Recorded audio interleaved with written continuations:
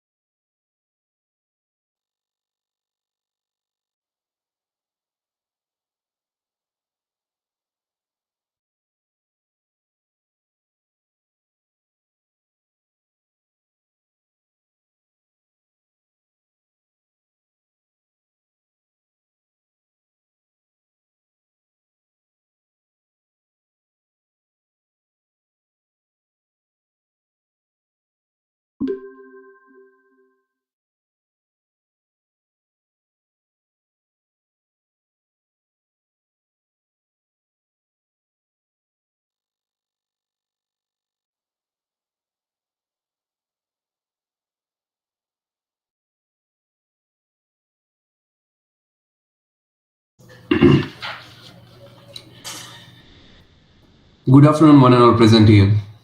Myself, Nisarg Rawal, PhD research scholar at Department of Physics, Saurashtra University, and host of today.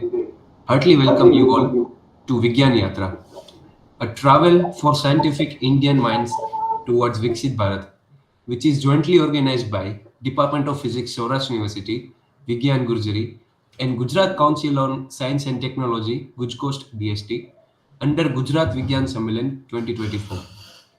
Today we are having two highly exciting topics which will be delivered by today's esteemed speakers, starting from Professor Rana sir, who is a professor at Department of Physics, Indian Institute of Science Education and Research, IISER Bhopal, who will enlighten us about terahertz science and technology. And another amazing topic, development of advanced nuclear materials in extreme environment. It will be delivered by Professor Kulriya sir, who is a professor at School of Physical Sciences, Jawaharlal Nehru University. In this session, I am privileged to welcome you, all of the young minds and participants. I welcome Chief Patron Professor Nilambari Dave Madam, Vice Chancellor of Saurashtra University. I welcome patrons Professor Chaitanya Joshi sir, President of Vigyan Gurjari, Gujarat Prant, Dr. Narottam Sahu sir, Advisor and Member Secretary of GUJCOST, co-patrons and special guests, Dr. Ramesh Parmar sir, Registrar Saurashtra University. Today's special guest, Professor Rupesh Vasani sir, Professor Emeritus and Director of SAL Education Ahmedabad, Professor Kishore Kumar Maradia sir, Principal of Government Engineering College, Rajkot. Today's conveners of GVS 2024, Professor Nikesh Shah sir, President of Vigyan Gurjari Saurashtra Prant, Professor P.N. Joshi sir, Secretary of Vigyan Gurjari Saurashtra Prant, Rajkot. Today's event coordinators, Dr. Piyush Solanki sir, Assistant Professor at Department of Physics, Saurashtra University, and Dr. Megha Vagadia ma'am, Assistant Professor at Department of Physics, Saurashtra University. I welcome today's session chair, Dr. David Dhruv sir, Assistant Professor, Department of Physics, Saurashtra University. And lastly, I welcome today's esteemed speakers, Professor Rana sir and Professor Pawan Kulriya sir. So let us all come together and dive deep into the ocean of knowledge in this Vigyan Yatra. Moving forward, I invite my colleague lab mate, Ms. Himitri Trivedi, to introduce our today's special guests.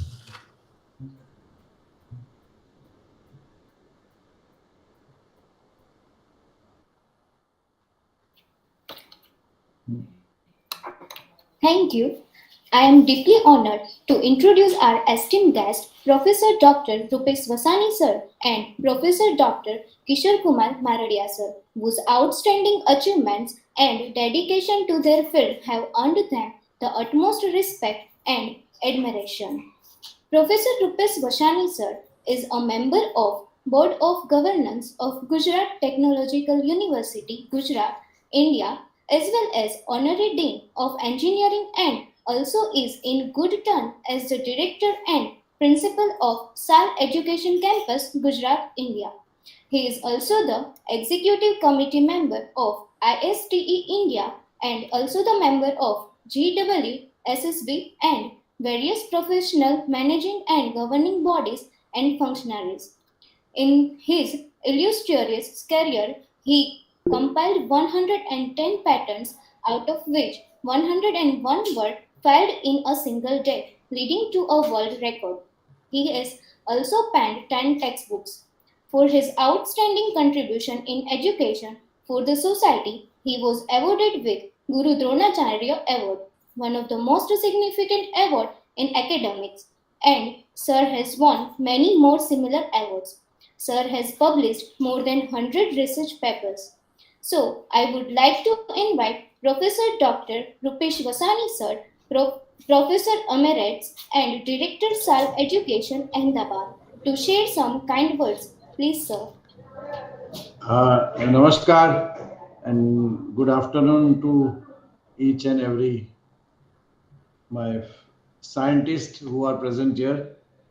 First, let me correct. I was the dean of Gujarat Technological University, and I was the board member. So it's an ex. So let it be clear. At present, I am the academic council member of Gujarat Technological University.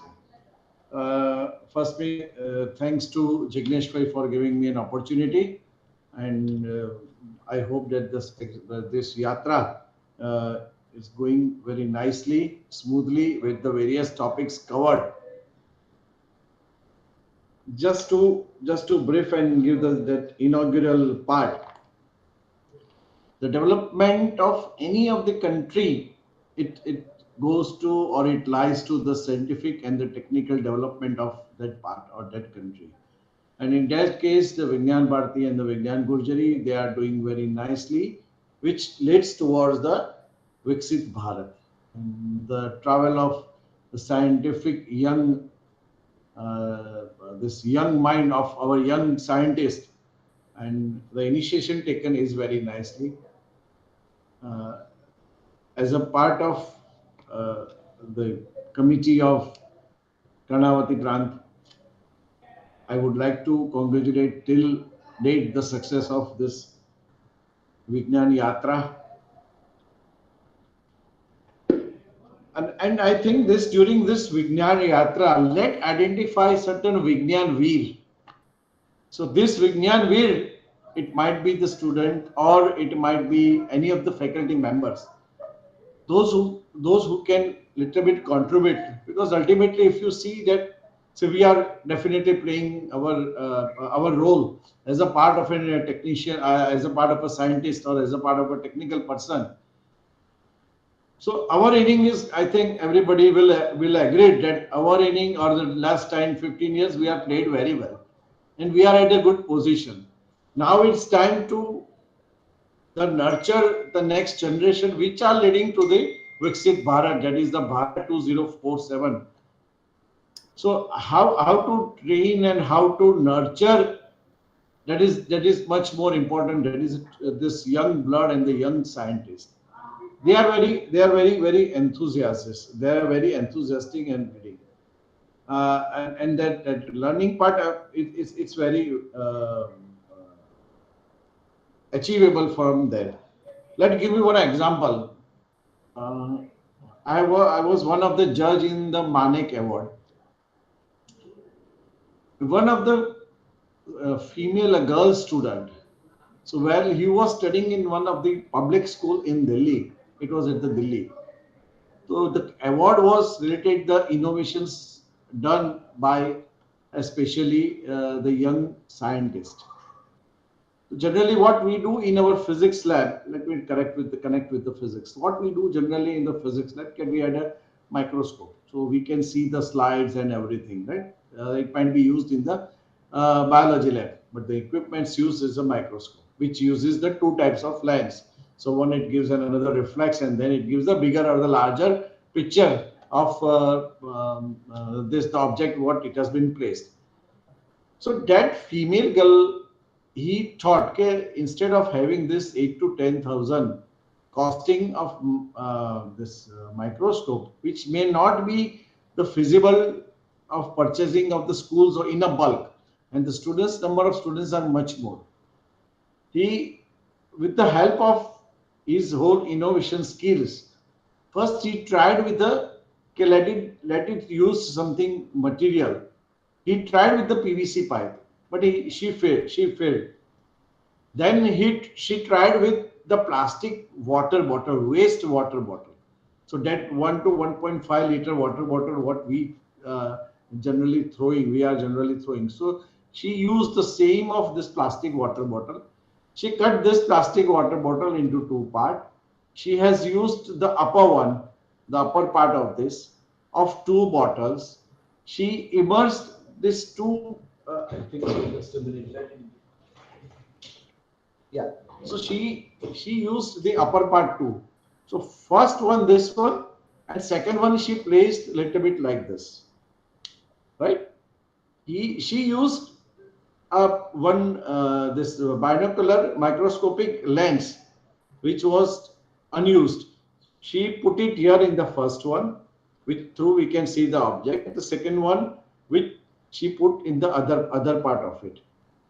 So one you see, second you object from directly.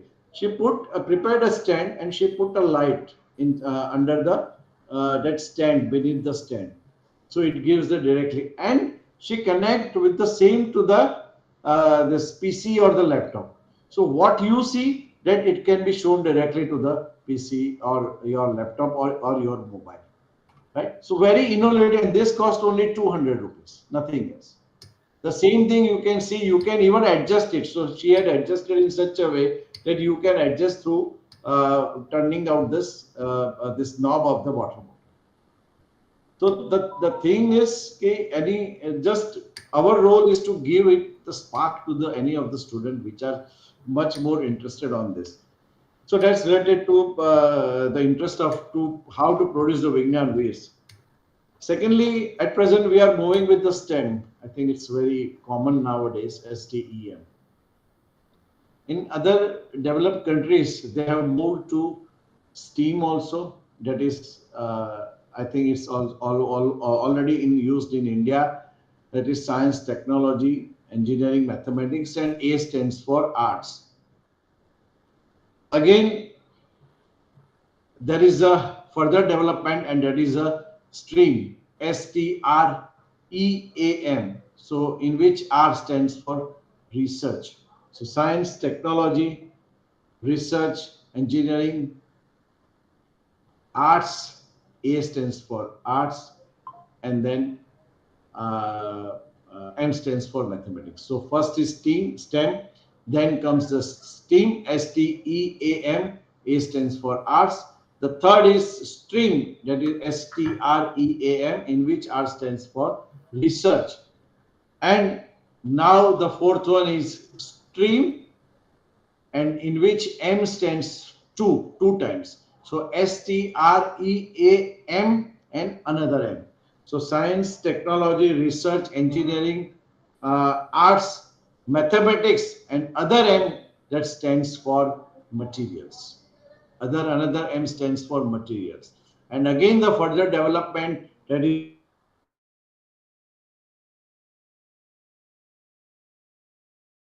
so first M stands for mathematics, second M stands for material, and third stands for man and machine both.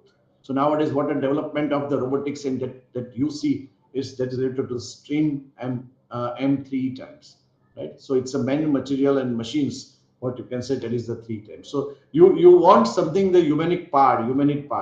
Artificial intelligence is super speeding very nicely, and it can't take the place of a human, but to give some human touch, the humanities part is important. So that stands for the arts, which is the liberal arts also. So these are the general development in going in another developed countries, and leading to the honorable Prime Minister vision of this Vikshit Bharat. And during this Vigyan Yatra, I hope that there should be a much more interaction with all the seniors and the students and with the juniors. So juniors might be the link of seniors with the students and the junior professors. So there should be a good combination and good coordination with each other. They can solve the problem. They can identify certain issues which leads to uh, the society, and the problem can be solved through the scientific manner, and that goes to the development of the country, which leads to the Vikshit Bharat 047. So with this, I wish all the best to the Yatra and the rest of the speakers who are here, as well as and hope that you will enjoy with the speakers during this Yatra, and certain good new Vigyan wheel can be developed.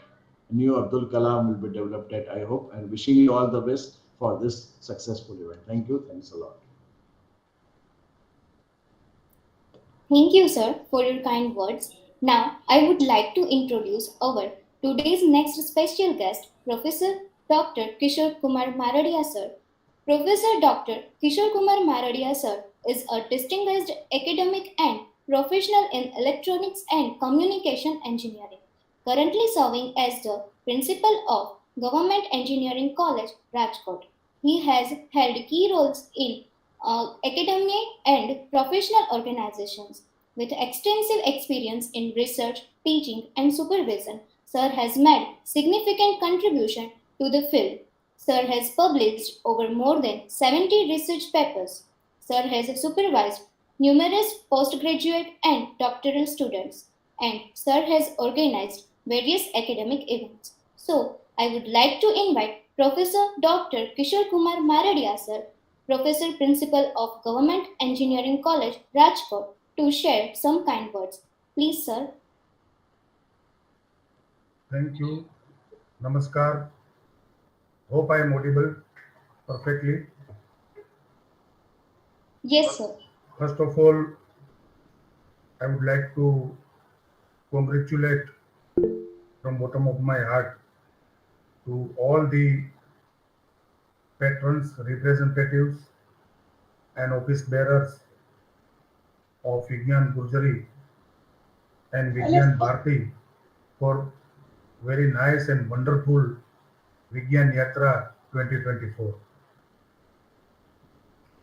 I'm specially observing this since last 1 month, and under the guidance of all the bearers of Vigyan Gurjari, till date we have organized more than 40 workshops, seminars, webinars and conferences, and many more yet to come under this Vigyan Yatra.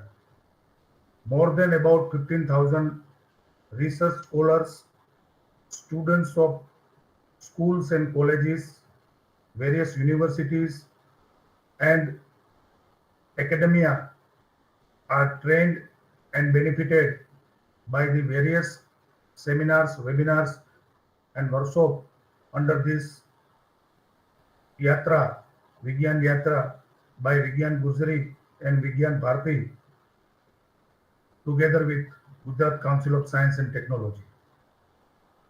Friends, really it's an ocean of the knowledge, and we all member as a scientific fraternity are taking the advantage, I can say the amrut from this ocean since last 1.5 months.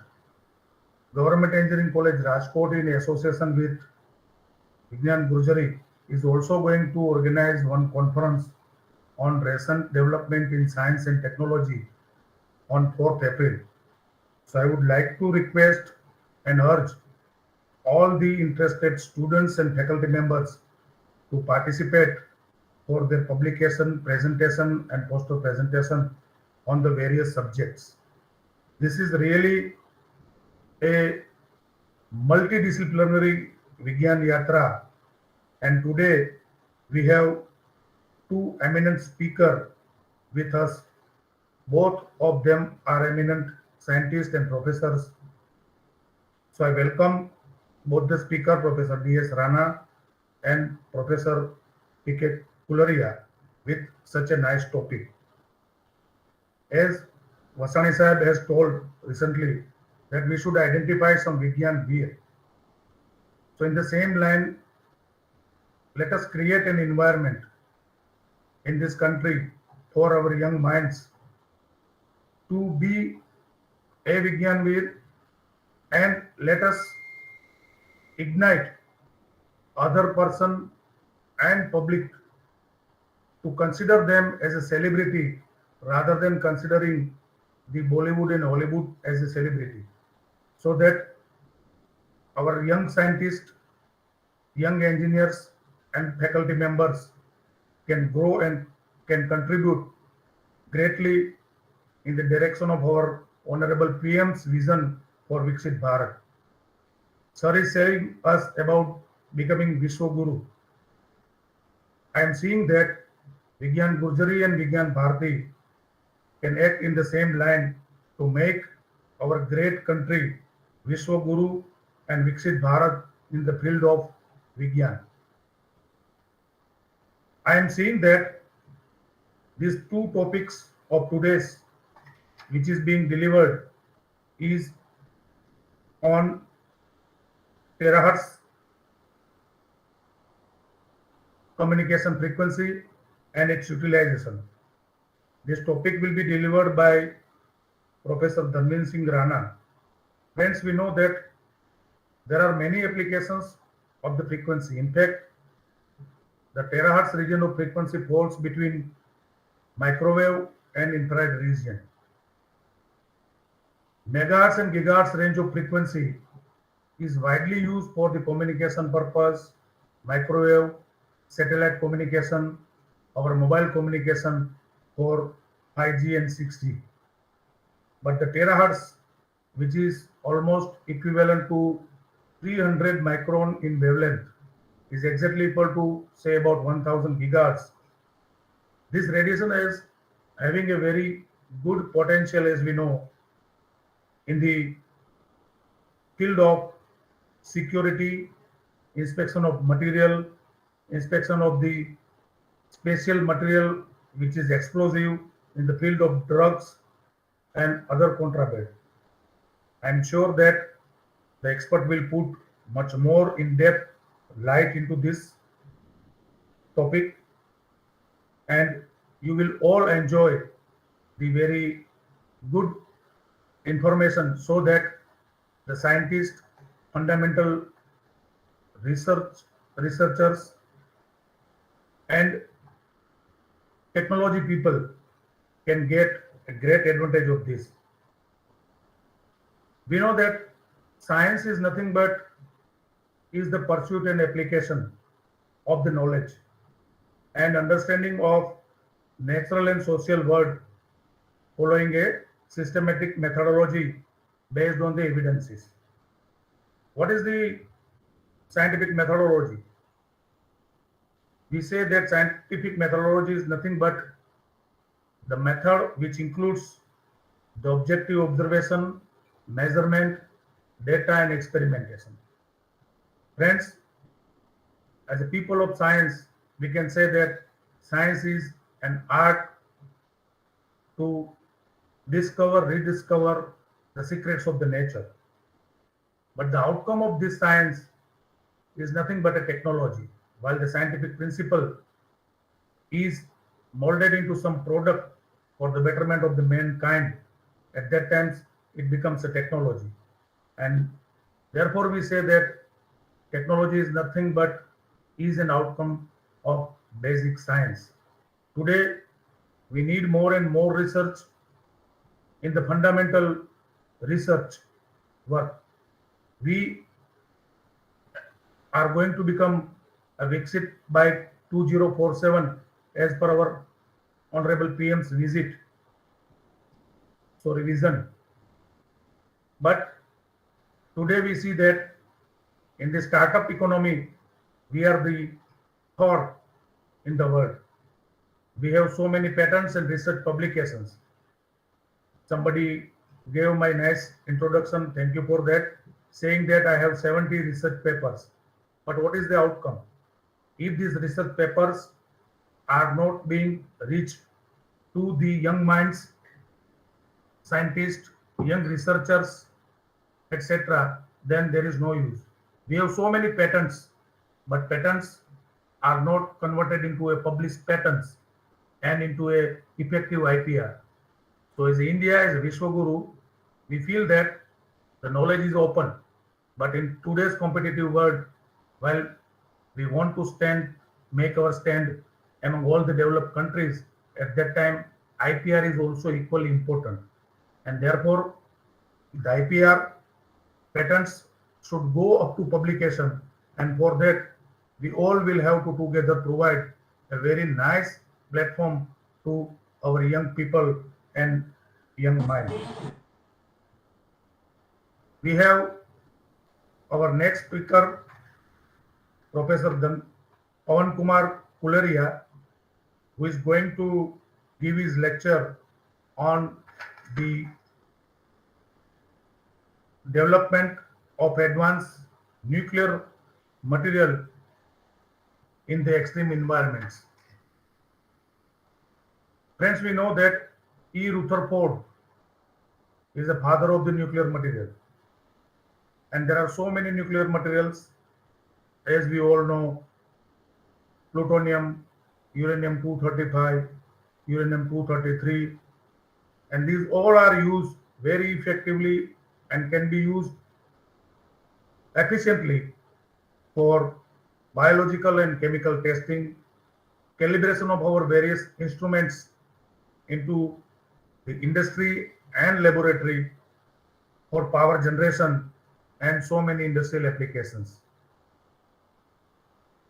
Professor Pawan Kumar will throw much more in-depth light to our young minds and researchers who are inspired to work for their more research into this field. Once the scientific outcome comes in form of technology, then we should afterwards direct our young minds for the innovation. And as we know, innovation is nothing but some editing, some modification, some development or correction in the existing technology or product in terms of either cost, efficiency, or parameters or utility of that product. So the basic research, fundamental science, technology, and innovation are all interconnected, and for that we can guide our young minds and young researchers in this direction. In this multidisciplinary Vigyan Yatra, I am observing that since last 1 month, in each and every webinar and workshop, there is a huge participation.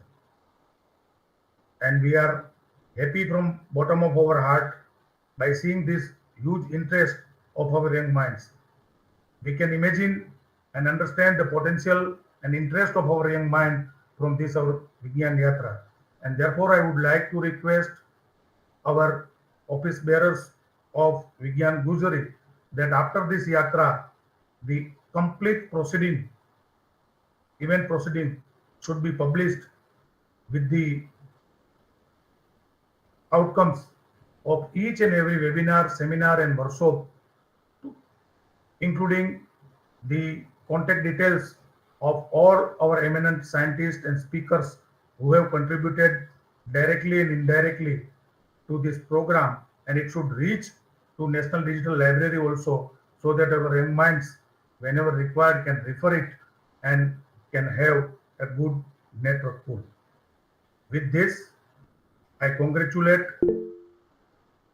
Vigyan Gurjari for such a nice Vigyan Yatra, and I am very much thankful to my old co-patrons, Professor Chaitanya Joshi, Professor Nilambari Ben Dave, Professor Girish Bhimani, Dr. Narottam Sahu from GUJCOST, Dr. R.G. Parmar, Professor Rupesh Vasani sir. I am specially thankful to the office bearers, local office bearers of Vigyan Gurjari, Professor Nikesh Shah, Professor Ashwini Joshi, Professor P.N. Joshi, Professor Atul Vyas for giving me a nice opportunity to be with you all today. With this, I congratulate once again to Vigyan Gurjari and Vigyan Bharati for GVS 2024 and my many best wishes to both the speakers for today's nice session and my appeal to all the researchers and young minds to take the maximum benefit of this event. Once again, my best wishes for grand successfulness of this program. Jai Jai Garvi Gujarat, Jai Hind. Thank you very much. Thank you very much, sir, for your nice words. The session would be incomplete without the blissful words and wisdom of our special guests. Thank you, sir. Now I'm honored to introduce our today's chairperson of technical session, Dr. David Dhruv, sir. Dr. David Dhruv, sir, is an assistant professor from Department of Physics, Saurashtra University, Rajkot. He holds BSc and MSc in Physics from Saurashtra University. He has completed PhD in the area of material science on the subject of studies on structural, transport, electronic and magnetic properties of functional oxides in 2015 from Department of Physics, Saurashtra University. He holds 3 national patents and is an author of 3 books on nanomaterials and electronics. He has published 58 research articles in peer-reviewed international journals and 16 international conference proceedings. His research aims at understanding the properties of various functional materials, nanocomposites, and multiferroids. Dr. Dhruv sir is mainly focused on emerging applications of functional nanomaterials like photocatalysis and flexible electronics. His current research deals with carbon nanomaterials-based composites, polymeric composites, and environment-friendly green synthesis of nanomaterials. Dr. Dhruv sir has been awarded by Gandhian Young Innovation Award in 2016. He has also delivered several expert talks at national and international events. He served as a co-PI on a research project based on direct sensitized solar cell funded by GUJCOST and as a PI of project on nanostructured composite-based thin film solar cell applications from Inter-University Accelerator Center, New Delhi, IUSC. So now I would like to invite Dr. David Dhruv sir to chair this session, to chair this. I would like to hand over this session to Dr. David Dhruv sir. Over to you, sir. Thank you very much, Mr. Nisha Graval, for the nice introductions of myself. And I'm very fortunate to be here as a session chairperson. And I'm much fortunate because today I'm going to chair the session of the 2 esteemed speaker about whom I have learned and about I have listened a lot of things during my PhD work. Professor Dhanvir Rana sir as well as Professor Kulriya sir. So let's start our sessions on to accelerate this Vigyan Yatra. And in these sessions, and first of all, I would like to introduce our esteemed speaker, first esteemed speaker, the Professor Dhanvir Rana. Professor Dhanvir Rana is currently professor at ISER Bhopal, and where he joined as a faculty in 2009, he completed his Bachelor of Science from Himachal Pradesh University, Simla, India, and completed his Master of Science as well as doctoral degree from the Department of Physics, Saurashtra University, Rajkot. He did 2 postdoctoral degree, first postdoctoral degree in TIFR, Mumbai, as well as second one is done in Tonachi Lab at Osaka University, Japan. He has received Nasi Young Scientist Award for the year 2011. His research interests are the terahertz spectroscopy and its applications in emergent quantum matters, antiferromagnetic spintronics, transport and magnetisms of complex transition metal oxides, thin film heterostructures, and topology system, etc. So I would like to hand over these sessions to our first speaker, Professor Dhanvir Rana. Sir, please come and share your information on your topic. Thank you, sir. Am I audible, first of all? Yes, sir. Okay, thank you very much, Dr. Dhruv. Thank you for the nice introduction. Yeah, I would also like to thank the previous eminent speakers, Professor Vasani and Professor Maradia, for their visionary speeches. I'm sure the students would have taken a lot of motivation from what they spoke. I'll just give me a minute. I'll just put up my slides there and then start.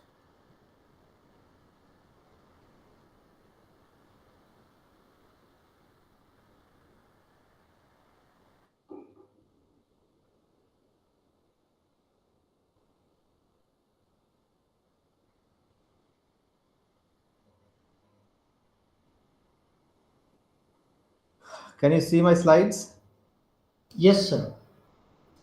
Okay, Dhruv, thank you very much. Thank you again. And there can't be any better platform for me to present the research that I have been doing for last around 15 to 20 years. I did my master's and PhD from Saurashtra University, though it's a long time. I passed out from there in 2005, but I'm really so close to all the people there, the department, and all the happenings there.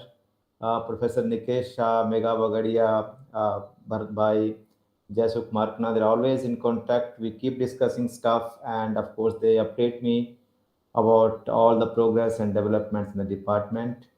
Though I came again there in 2010, but after that, there haven't been many opportunities. Nonetheless, seriously, this is always emotional moment for me to be able to make a presentation at Saurashtra University or any platform associated with Saurashtra University. Uh, Regarding my research, I started working on colloidal magnetoresistive materials long ago in my PhD. Continued with that in Saurashtra in TAFR Mumbai. But when I moved to Japan, I got to learn this new technology with Professor Tanochi named Terahertz Science and Technology. And trust me, I have the option of continuing in what I was doing before. And with this new option, where I've had very, many hurdles because this was something very new to our country when I came back from Japan. And setting up anything new is never easy here. First of all, it takes a lot of efforts to convince people of why we are doing what we are doing. And the second thing is funds, right? But I believe I have been able to do that over last 15 years in India. I joined here in 2009 when ISL Bhopal had just set up in 2000, just 6 months before. I'm from the first batch of hiring here.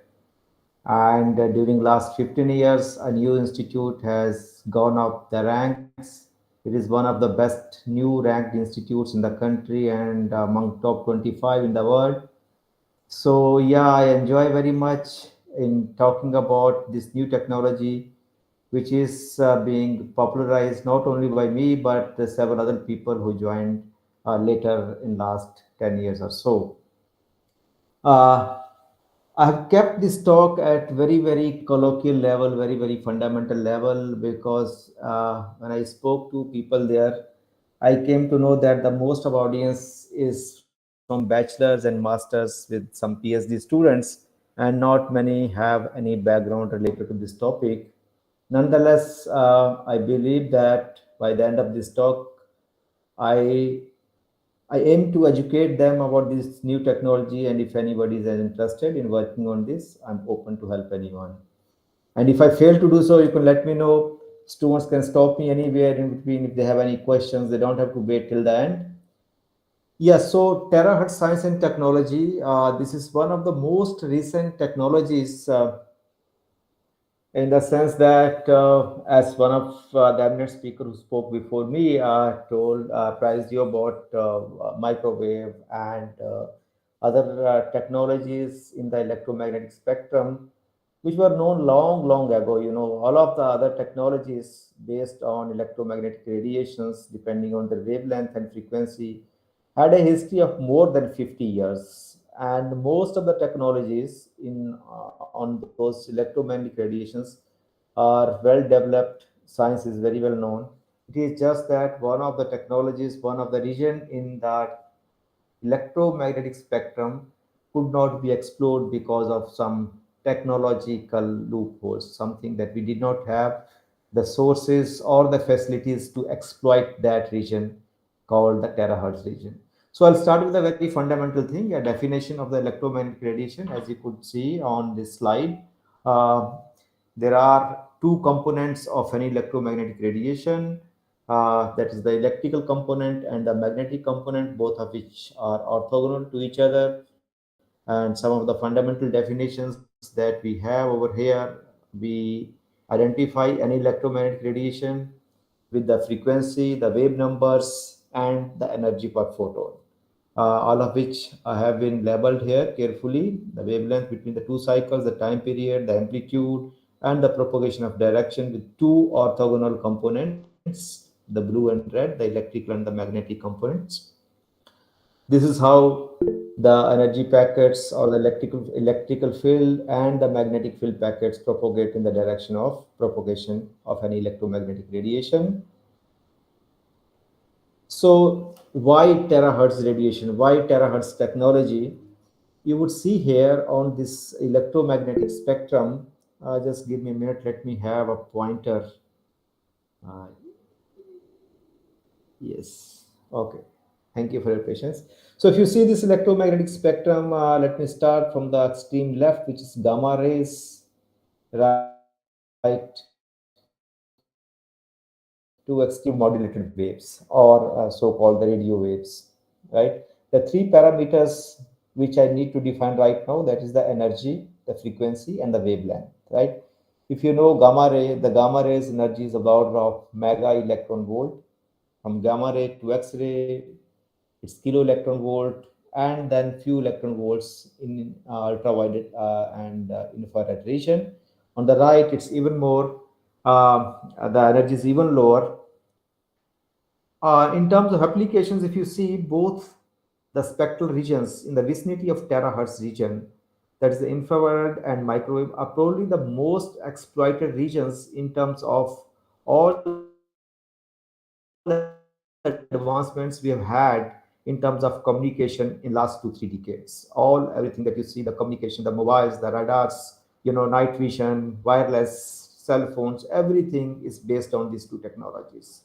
While you go to the extreme left, that is gamma and X-ray, they are very well known for the medical applications. Of course, the gamma ray has other nuclear applications as well, but in terms of the instant applications that we can think of, X-ray, all of us go in our life at one stage or other through X-ray imaging, and gamma rays are mostly these days are being used for cure of cancer. If you go to the extreme right, we have radio waves.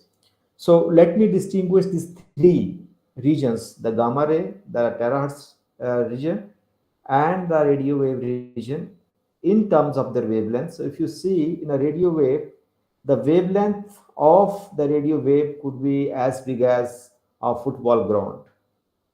Whereas if you see in gamma rays, it's 10 raised to minus 12 meters, right? Less than an angstrom.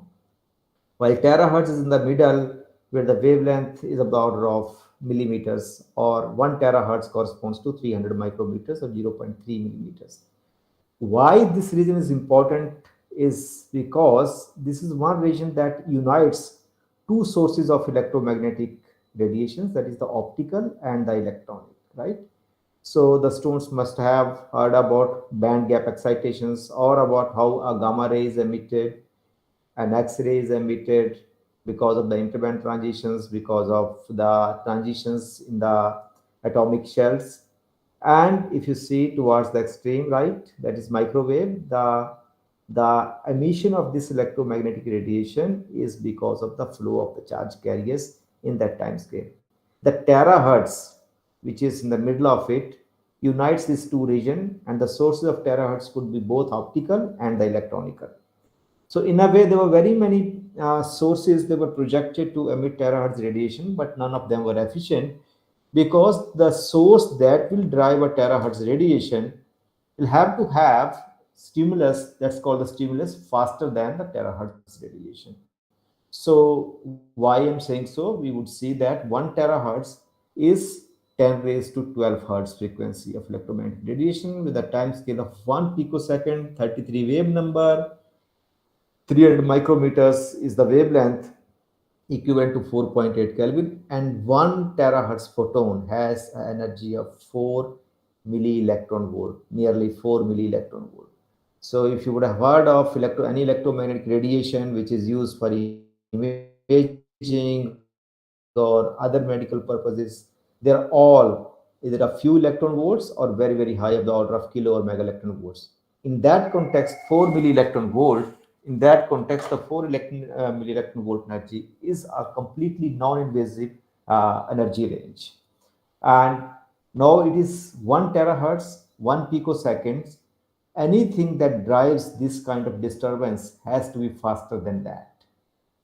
If it has to be faster than that, the something that we could think of immediately, any disturbance, any stimulus which could be faster than this, has to be in terms of another electromagnetic radiation, say lasers, which are high intense sources, and they have to have shorter pulse, like of the order of femtoseconds. So if you stimulate a material, a pump a material with the order of femtosecond laser pulses, it's expected that you'll get a slightly slower response with the electric field of the order of few picoseconds. So why this terahertz gap existed for more than 30-40 years when other technologies were building up? It's because of the non-availability of stable femtosecond lasers and non-availability of efficient terahertz emitters and detectors. The second thing is a consequence of the first thing. When you don't have the lasers, you will not actually do any research on finding the efficient emitters and detectors. Both of them have been circumvented in last about 2.5 decades. Because now if you see, not only femtoseconds, we have reached attoseconds, 10⁻⁻18 second. That time scale we are able to achieve in terms of lasers. And emitters and detectors, one very simple principle of any terahertz emission is that you have to have modulation of current density. If you are able to achieve to time, in the time scale of picoseconds, you would have those electromagnetic emissions in terahertz frequency range. And the second is ultra fast modulation, non-linear to ultra fast modulation of the second order of the electric polarization. All the materials that we think of these days, which govern various technologies, including semiconductors, would have either some modulation of current density or, say, ferroelectrics, multiferrite materials, dielectric materials, the modulation of electric polarization. Now that we have these two known sources or the mechanisms of electromagnetic radiations, and then we have stable femtosecond laser. So both the stimulus is there, and these two mechanisms of emissions are there. There are plethora of materials which can be exploited using these two methodologies. So the mechanism is very simple. I have just circumvented with the technical details which would have confused the students or the audience, just kept it at a colloquial level. We have a femtosecond laser pulse. There is a pulse or it's a continuous wave. And then we have some material, as I mentioned. This could be a semiconducting material. This could be a photoelectric material. This could be a photodiode, photoconductor, ferroelectric material, or anything which has either possible modulation of current density with a band gap of few electron volts, or which has electrical polarization. We pump this kind of system with the femtosecond laser pulse, and an electromagnetic terahertz radiation is emitted using this principle. This is a very popular principle that all the students in their undergraduate or postgraduate courses would have studied.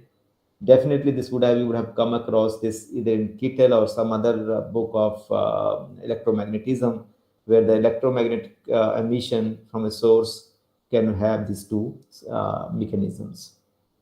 And then we have this electromagnetic radiation of terahertz frequency emitted. We use appropriate lenses, antenna, and prisms to focus onto the material that we want. And finally, this is what the outcome is. So how do we do that? So one of the materials, as I mentioned in that equation, is ultra fast modulation of current density. It could be a semiconductor which has some band gap. You excite the material using a femtosecond laser pulse, where the pulse energy has to be more than the band gap of the material. Otherwise, the band gap excitation of carriers won't happen. So you have this femtosecond laser pulse, and there this gold antenna deposited on the top of a semiconducting material which is called low temperature ground gallium arsenide, and there are these two more compositions. And then we bias this gold antenna just to accelerate the carriers that have been generated using the femtosecond laser pulse. So the pulse is incident onto this gap. It generates above band gap carriers, and then this applied electric field, it accelerates those carriers. Because the time duration of this pulse itself is of 100 picosecond, 100 femtosecond, the pulse, the carrier lifetime will be slightly longer because this is optical pulse and carriers are massive. So the carriers take time to slow down. So this modulation or the change in the carrier density is translated into an electromagnetic emission in the time scale of picoseconds or with the frequency of terahertz, and then we get the terahertz emission. So in a way, we also call this mode of mechanism as a photoconductive switch. So you have a switch which you must have seen in your electronics courses, which usually close using some mechanical mechanism, but here you close this switch using a electromagnetic radiation which has more energy than the gap of this switch.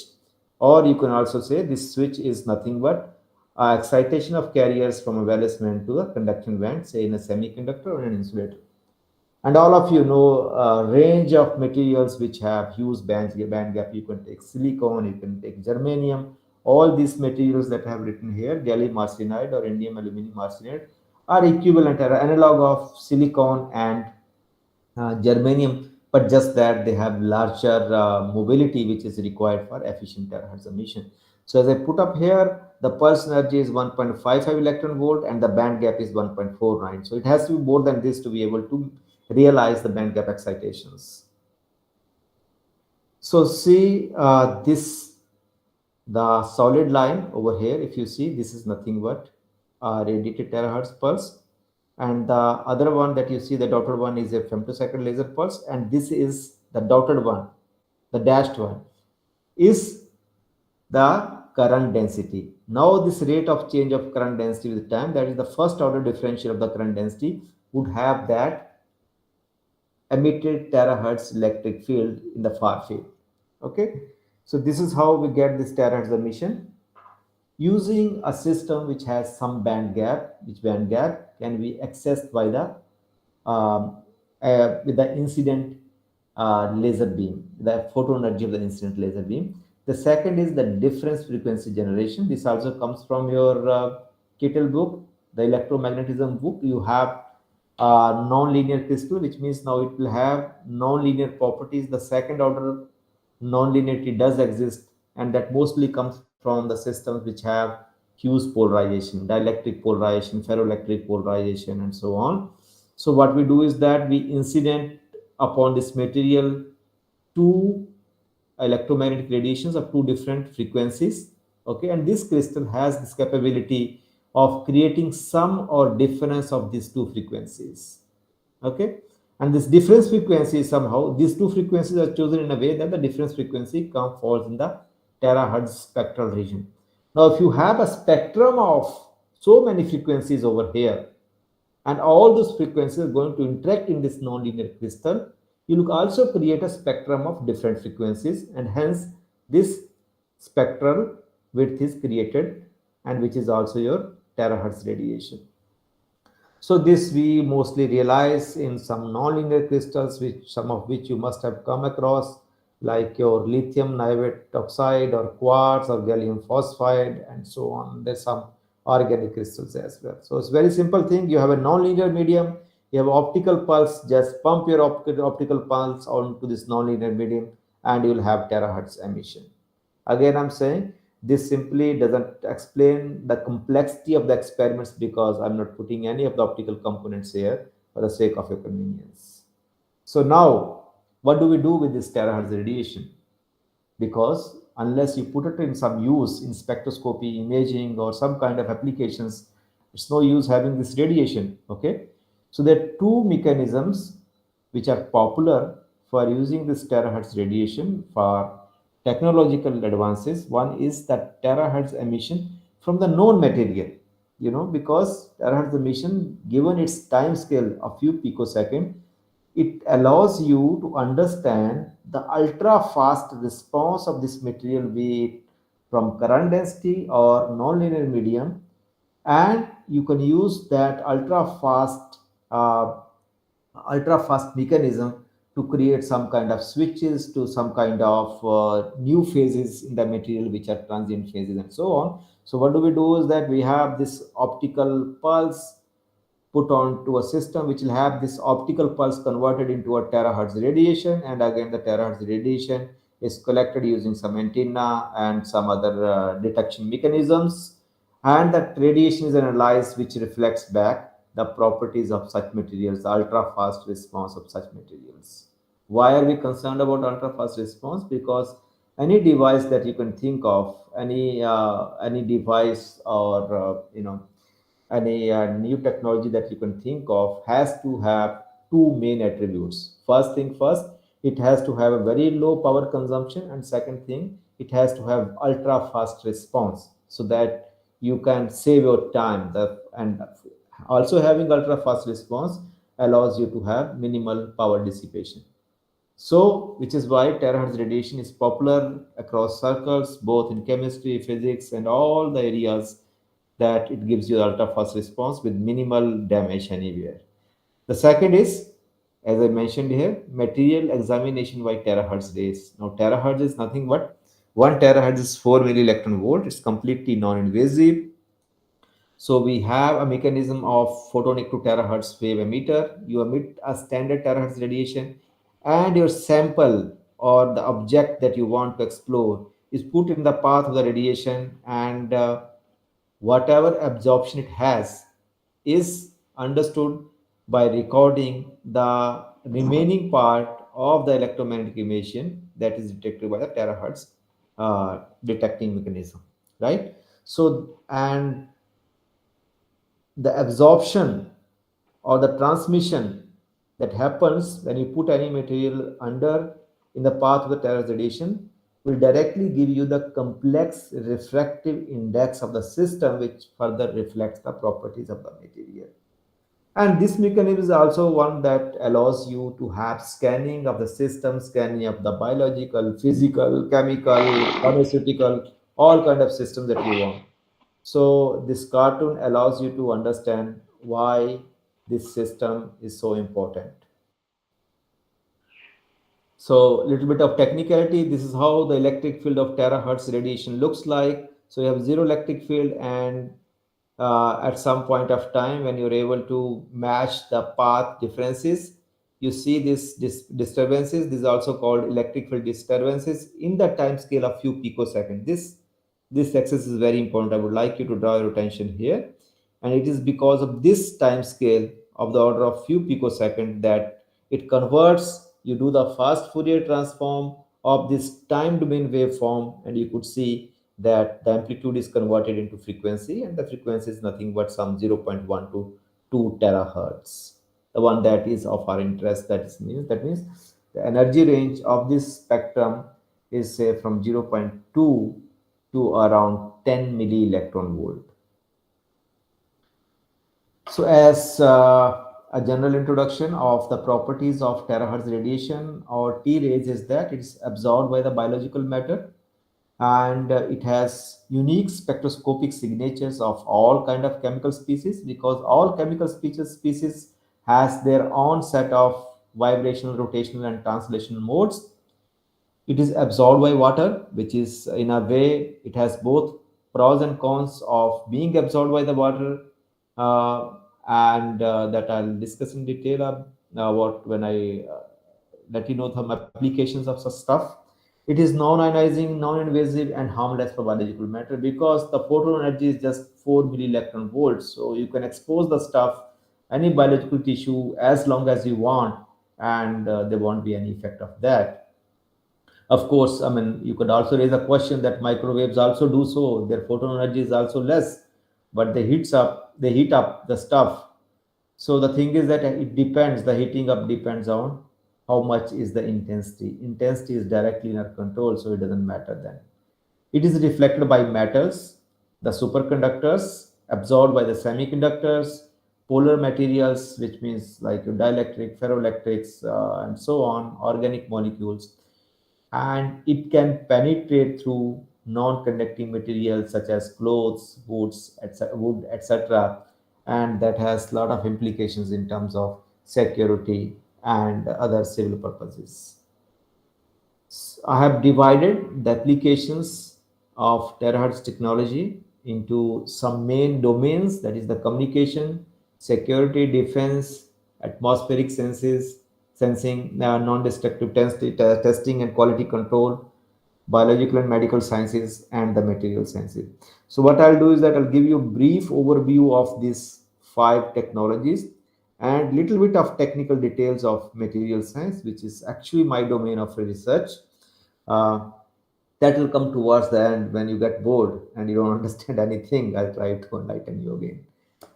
Okay, so what is the physical principle on which this imaging and spectroscopy is based?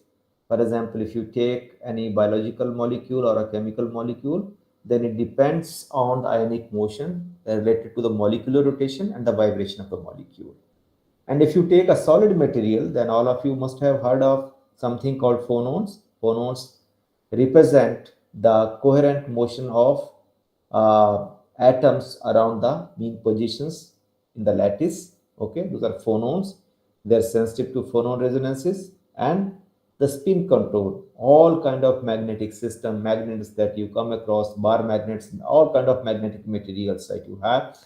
The terahertz spectroscopy is sensitive to the spin rotation, spin motion, spin waves, and so on, which is why it's popular in condensed matter and material science. And in the emergent quantum materials, it is again sensitive to bound and free electrons, right? You have electron hole pairs in semiconductors, you have Cooper pairs in superconductors, and you have electron electron pairs or ionic pairs in ferroelectrics or multiferrites, right? So the vibrational, rotational, spin precision, and electron core acceleration would probably cover all kind of chemical and physical materials to be explored, right? Which is why it becomes a unique technology, though it's advent and all the developments have happened in last 10-15 years, yet it has become a unique tool to probe all kind of materials, not only in that context but also in the context that whatever domain it has, niche it has created for its own self, cannot be explored with other materials, with other available technological tools. Okay, so yeah, so what does it do with that? Once you incident terahertz radiation, T ray on any system, be it biological, chemical, physical, it probes the refractive index of the material depending on its composition, right? Like all the biological tissues that you would have some amount of water in it.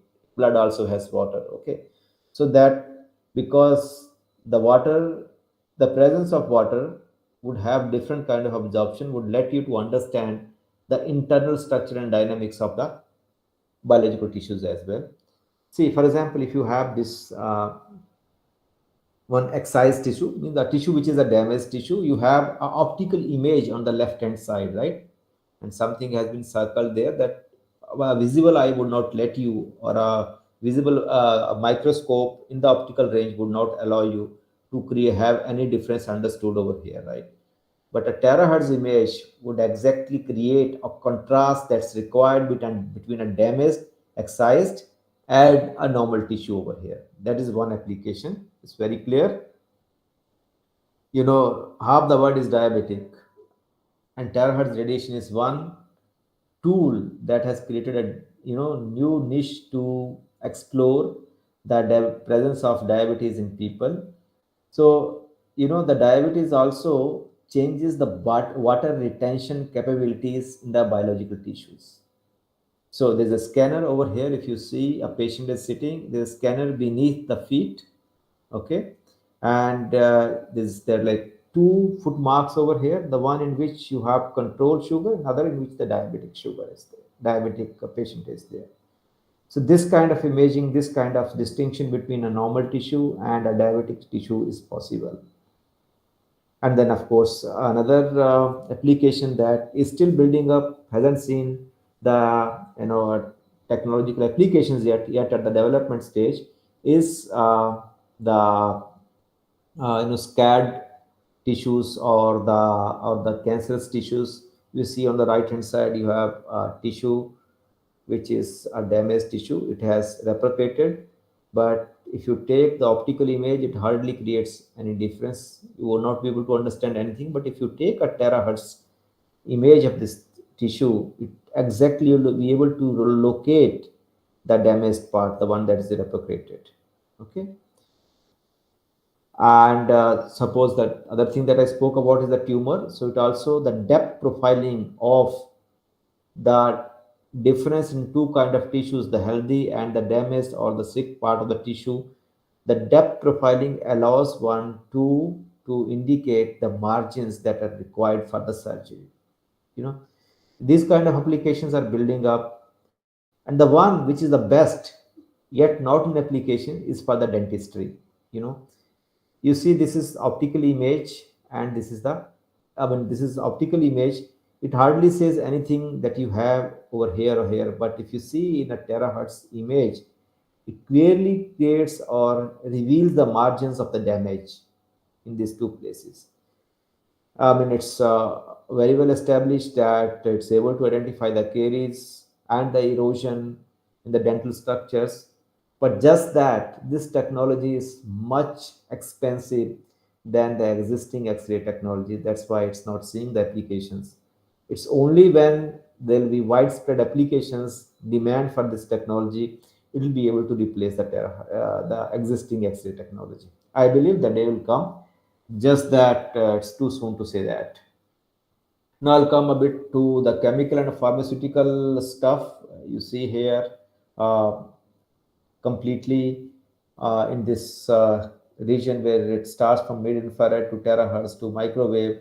You see most of the mechanisms, molecular rotations, phonon vibrations, torsional deformations, intermolecular wedding, stretching, torsional modes, everything falls in terahertz radiation. And that allows one to distinguish between different polymorphs of a chemical system. You have a system over here, so-called mannitol, and it has alpha, beta, and delta polymorphs. They have different signatures, different absorption signatures of here, because they'll have different set of rotational vibration modes, energies related to the systems.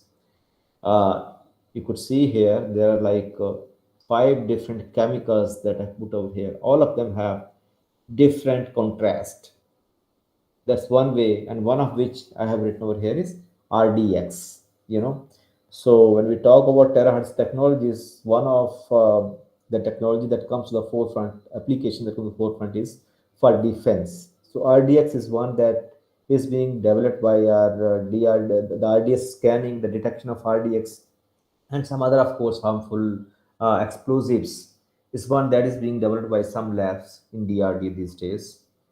You see this when you move into the airport next time. You beware that the scanner that you're going through could be a terahertz scanner instead of X-ray scanner. In X-ray scanner, X-ray energy is very, very high. It's of order of kilo electron volt. It could be very harmful, especially to the pregnant woman, young children, kids, and other things where it will be harmful. But terahertz, being a 4 milli electron volt photon, would not damage anything, and the fact that it is reflected by the metals. So if somebody is holding any, see the guys are holding a knife over here, because the terahertz passes through metal, paper, clothes, paper, and wood. So it's not seeing the newspaper the guy is holding; it's only seeing the knife behind it. It can penetrate through wood and other such non-metallic stuff to reveal presence of any harmful, any something that you don't want, some undesirable stuff that you would have hidden. Yeah. Now again, these are called active scanning. There's something called passive scanning. So passive scanning depends on the fact that one statement that I'm going to make is that everything in this universe emits terahertz radiation. It is just that we don't have sensitive enough detectors to detect the terahertz radiation. But there's a lab, there are a few labs in the US Defense Lab which have been able to develop those kind of technologies where the scanners are huge, wide, and large area scanners, and they also do spatial resolution good enough to be able to detect any harmful or suspicious stuff that a person would have been carrying. For example, this person is carrying a gun here. A scanner scanning by this scanner, which has taken around 2 decades of development, would be able to reveal everything.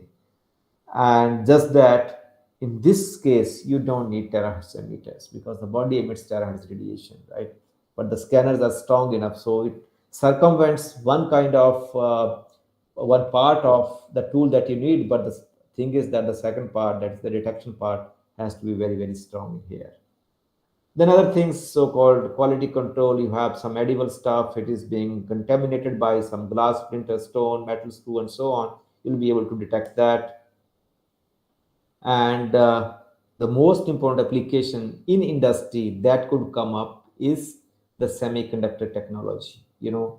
All the integrated circuits, ICs that we have around in our all systems suffer from breakage at some point of time.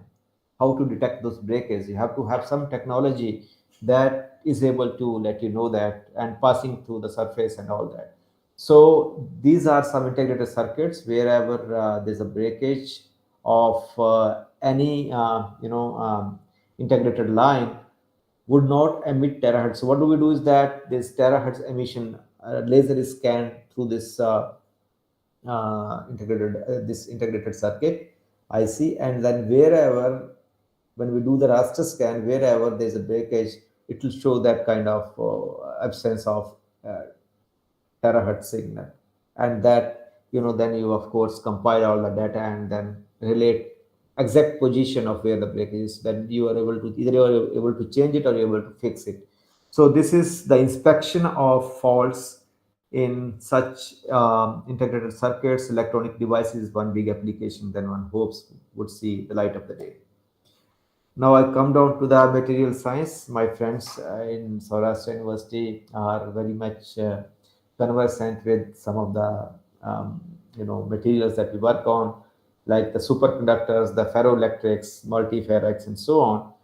So you see, this is one image that was developed using a terahertz scanner in my postdoctoral days in Tanochi lab, where you have these vortices, so-called superconductor vortices, and vortices which are planned in a way that they have supercurrents in opposite directions, and that could be seen using this contrast. They are superconducting vortices in opposite directions. One could see that. We are able to do that because that scanner, the resolution, and that scanner was possible. It took few years of development, but nonetheless, we were able to do that. If you see a ferroelectric material, the first thing that you think of, so first of all, the ferroelectric materials, like magnetic materials, are the one where you could store memory in the form of a ferroelectric hysteresis loop, and the memory stays there forever unless you erase it, right? But you can also switch the memory. You can also switch the ferroelectric hysteresis loop. How do we detect it? So the terahertz radiation, because the emission depends on the polarity. It's a polarity dependent emission. So we have a bismuth ferrite sample, and we made this sample emit terahertz radiation in two different polarities. When the polarity is switched by 180 degree, and you could see the contrast over here, that so there was another attempt to make ferroelectric or multiferrite material polarization scanner. uh, some of the recent applications that have come, one could also decode. It's also being used for decoding some old stuff, and also for the archaeological purposes. So there's a book over here where without opening the book, one can read what is written in there. So there, like you could see here, for 1 to 9 page number, this demonstration of a book without opening, just by scanning and depth profiling with the raster scan, a motorized stage on which you put this layered sample on which this different things have been written. And because ink is sensitive, ink that we use to writing is sensitive to the terahertz radiation. Everything else is transmitted except that the ink reflects it back. And because this motorized stage will have that good resolution, you would be able to locate the exact, the precise, position of the letter and the exact format of the letter. Hello, anybody? Oh, okay. Then I mentioned that it's also used for archaeological and the cultural heritage part. So there is this drawing. It's in Europe that it was very famous drawing. So because they wanted to erase which was already drawn on it. So a drawing, if you see, it has canvas, very many layers of it on it, and something else was drawn on the top of it. So how to do that? A depth profiling would allow one to find out what was there in beneath what you see on the top. So this is what we are seeing, right? This is what we are seeing. One that is highlighted over here, the SA, right? And this depth profiling allows the first thing, but the second image shows you something else. A third image shows you even something different. And if you go even deeper, then you don't see, you only see the canvas. So such kind of, examination of art and cultural heritage allows you to, inspect these classical paintings. Now, our country has launched something called quantum mission, and the Prime Minister has announced a funding of the order of 6 to 8,000 crores, so that we don't miss the bus. Right now, we're talking about the semiconductor industry. This is because, and we want to put in all energy there. The governments from all, even the industry, they want to spend a lot of funds, resources, manpower there, because we missed the bus around 30, 40 years ago when all the countries, small countries as small as Taiwan, Singapore, they at the right time identified that semiconductors are the one going to rule the roost for next several decades. And we have been only the followers. We have only been procuring the stuff from them. We are not even able to make one sensible chip so far. And it was because we lacked there. The government announced, pumping in so much of money for the semiconductor industry that like 2, 3 plants we're going to have. One in today, one was launched by the Prime Minister. Now that what has happened in past shouldn't happen in future, you know. So the quantum materials are the ones which have been projected to take over the semiconductor industry in next decade or two. And because we should learn from the past, we don't want to miss the bus this time.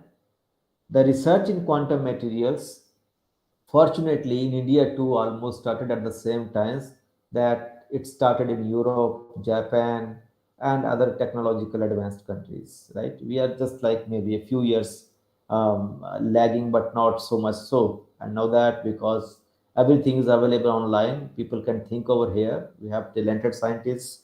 Uh, People want to catch up with whatever has been lost in previous decades. So all of us have a lot of pressure or motivation from the higher ups to start contributing in quantum materials, because one would see a transition from these classical computers to quantum computers. This statement is as easy to say as difficult to realize,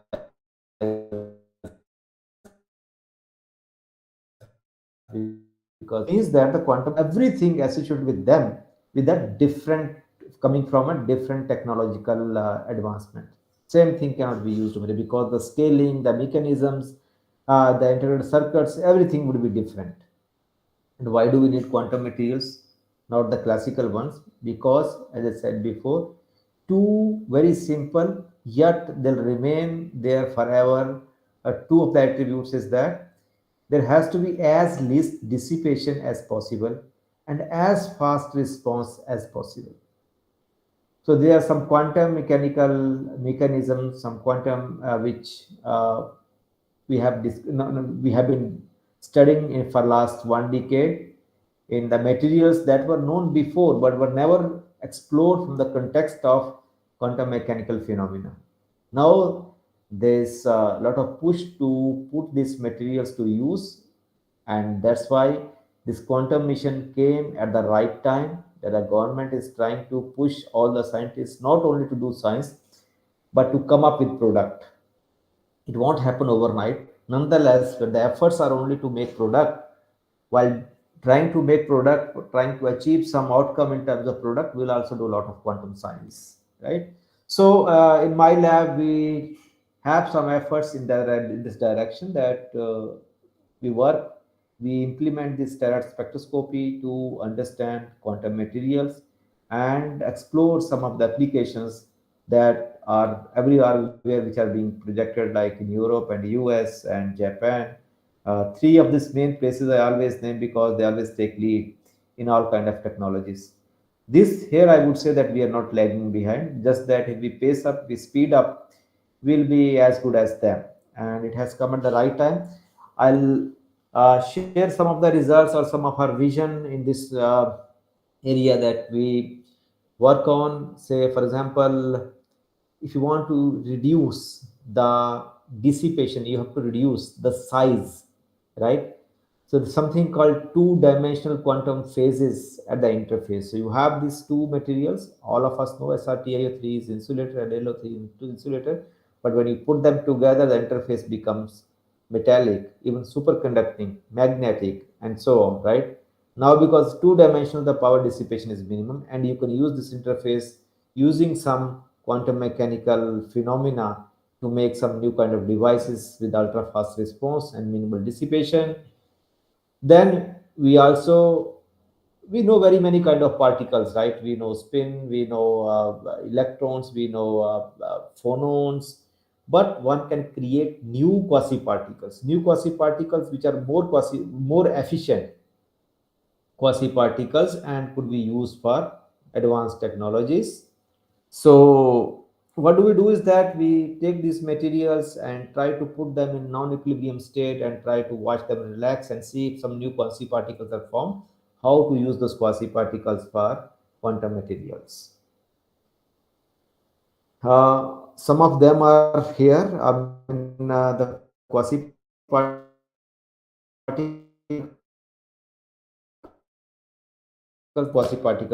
that I should have started on, but okay, let me say this. This is an elementary excitation of a combination of strongly interacting particles. For example, an electron in a material is also a quasi-particle. A hole in a material is also a quasi-particle. A phonon is a quasi-particle, because they're always in influence of some other energetic forces within a system, within a solid state system, right? So when they are being interacting with other systems as well, they don't behave the way they should. Like free electron mass is different than a electron mass inside a material. So they become quasi-particle. That means they don't behave exactly like a free particle. They're partly free and partly bound. And if you are able to control those particles, if you are able to understand the physics of those particles, then only one can think of applications in terms of quantum mechanical phenomena. So I have listed some of the quasi-particles over here, like the magnetic quasi-particles. We have magnons or the Cooper pairs which are superconducting quasi-particles, or electromagnetic quasi-particles, so-called electromagnons, magnetic monopoles, pole rings, and then the recent one, the ones which are called quantum mechanical quasi-particles, are Dirac and Weil kind of topological quasi-particles. Okay, so we have these three spectroscopic tools: time domain spectroscopy, in which we study everything in the equilibrium mode, and then one with non-equilibrium mode. That means we push the system out of equilibrium and watch it relax in the time scale of few picoseconds. And the one that I mentioned before is terahertz emission spectroscopy for the ultra-fast functionality. This is a kind of apparatus that we made in our lab by ourselves. Most of our equipment related to terahertz spectroscopy are home built. So we spent reasonably good amount of time in just building the equipment. Well, so yeah, so why do we worry? Why should we worry about terahertz and its applications in correlated matter or quantum matter. If you see this time scale, over here, right? The one that is most relevant, where you will see the most number of phenomena happening, is 1 picosecond, 10 raised to minus 12 seconds. It has all kind of electronic phenomena. You have carrier cooling, electron acoustic phonons, electron hole scattering that you see in semiconductors, electron phonon scattering. And if you see the magnetic counterpart, you see spin phonon coupling, or the spin precision in entire ferromagnetic system, or the ultra fast melting of any ordered phase. So this covers almost 80 to 90% of the phenomena in quantum matter. That's why Terra spectroscopy has emerged as a forefront technological tool to study these materials and think of their applications. One of a very simple application that I would like to share with you guys is, you must have heard of phase transition materials when they change their phase as a function of temperature. For we have these nickel where they change their phase from metal to insulator, right? Now it's a very simple application that in a metal there will be less transmission, while in its insulator the transmission of terahertz radiation will be more, because there are no electrons, there are no free carriers to absorb the electromagnetic radiation, right? And now all these terahertz technological tools, they need something called terahertz transmission modulators, where you can control the intensity or the power of incident or transmitted terahertz radiation as per a requirement. So this one very simple example, that you use these insulator metal transition materials to just control the transmission amplitude. That would just be, you will be able to calibrate this transmission amplitude with the resistivity of the material. All of us, I mean most of the students, I think, are conversant with the measurement of resistivity, electrical resistivity. So there's a one-to-one correspondence between the electrical resistivity and the terahertz transmission amplitude. Well, the other one is terahertz emission from the multiferrite materials, bismuth ferrite.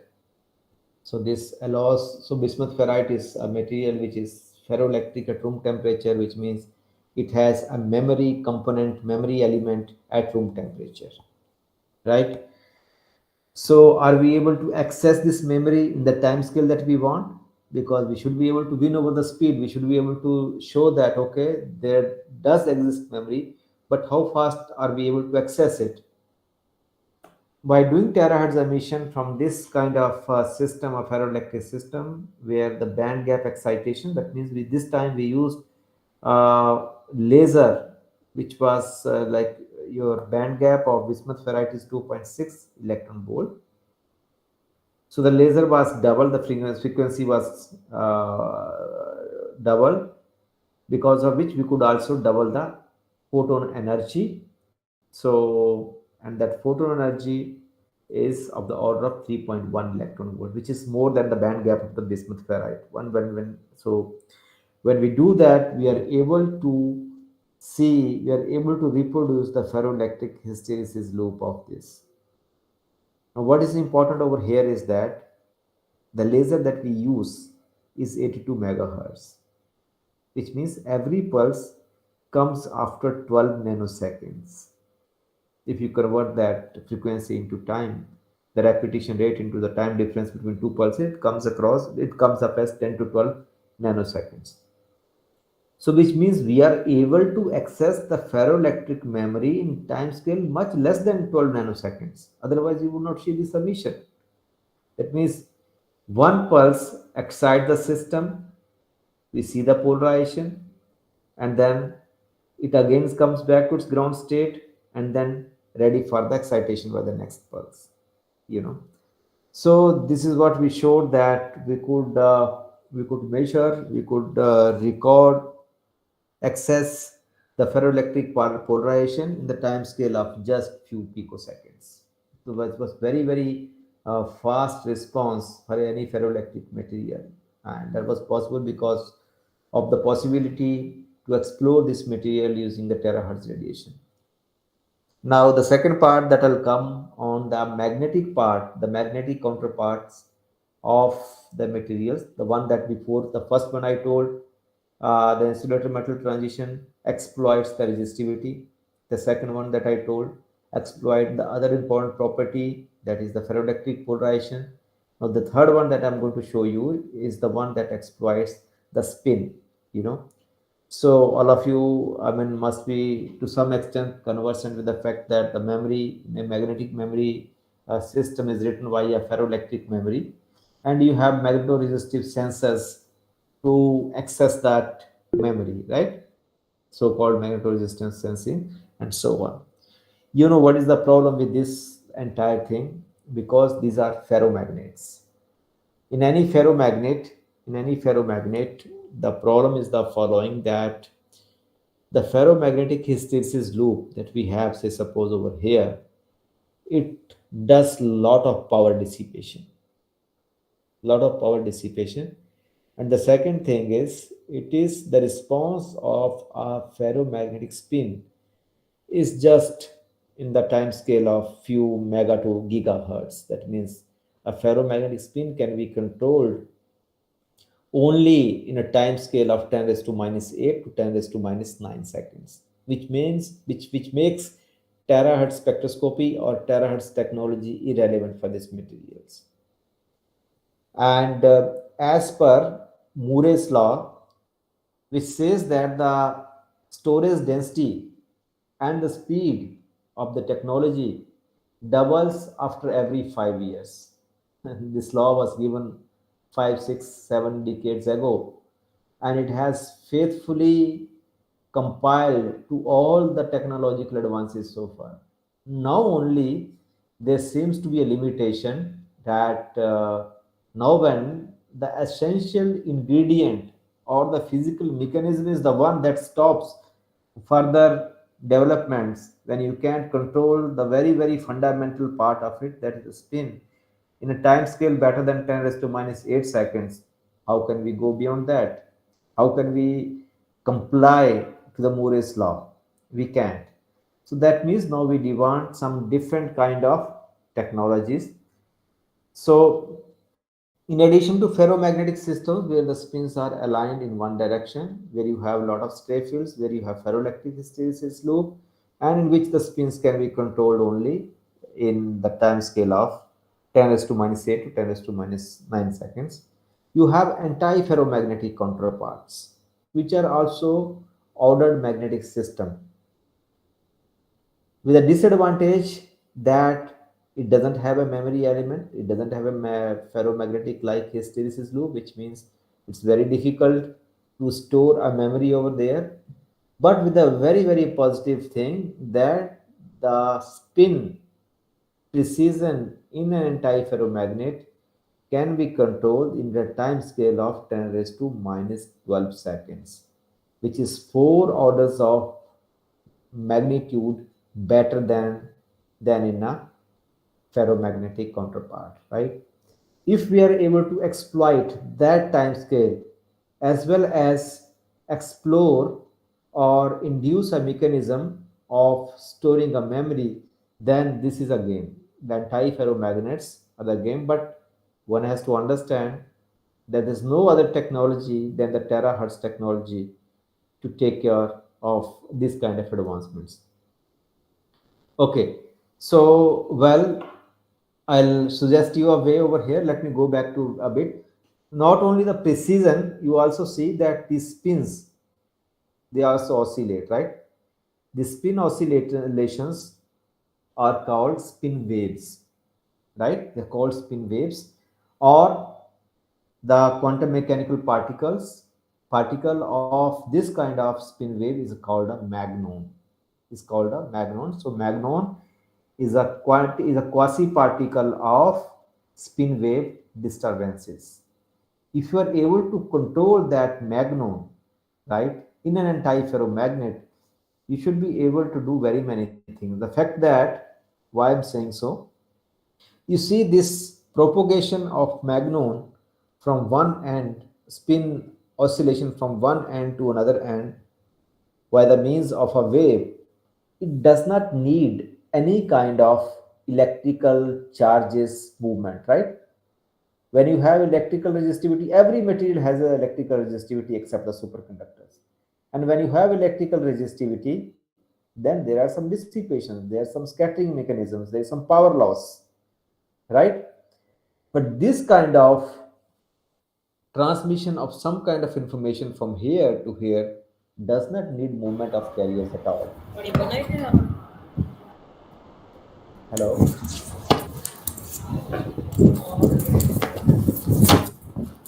Some disturbance. Good. Okay. Yeah, so because of this propagation of spin waves, as I was saying, is something that circumvents the need of charge flow of charge carriers. You don't need charge carriers to flow, which means you are able to take care of a lot of dissipative effects which come because of the presence of resistance in the material. So this is third advantage that I could show you. Now that if you use um, this kind of magnon transmission from one end to another end of a system without involving charge carriers and be able to have some kind of additions or subtraction of some such frequencies of these magnons, then there's a possibility that you should be able to replace the semiconductor electronics with some other quantum mechanical phenomena. So this is something that we recently proposed, so-called terahertz magnon algebra. This is akin to Boolean algebra that most of you would have studied in your electronics course, right? When you're able to add and subtract and multiply and do all kind of algebraic operations of electrical signal, right?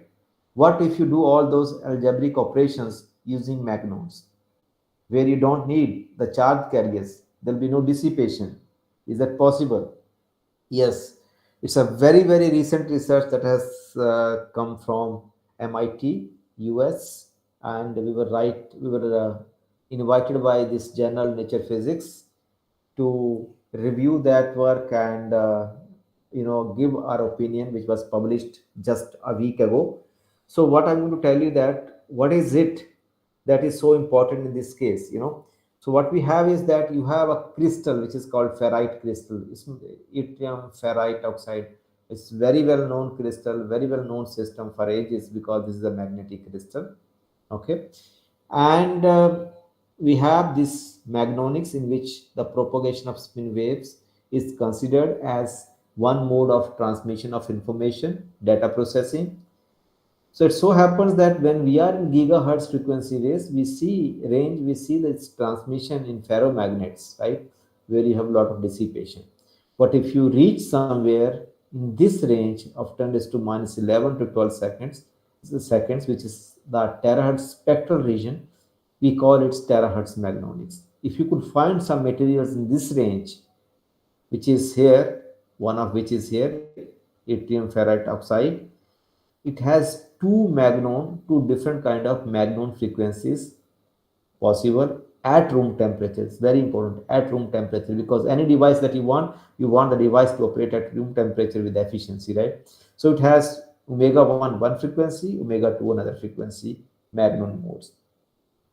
We incident a terahertz radiation pulse, not one but two of them, so that we are able to extract the nonlinear response onto the system. And when it interacts with this system in a mechanism in a way that these two frequencies, they add up and they're also subtracted, we get two more frequencies, which is addition and subtraction of these two frequencies. Now this is very much similar to what you have been doing in your Boolean algebra and semiconductor electronics, right? Because this is such a fundamental thing. If you don't see the interaction of these two modes, you are unable to have any kind of data storage or data processing operations.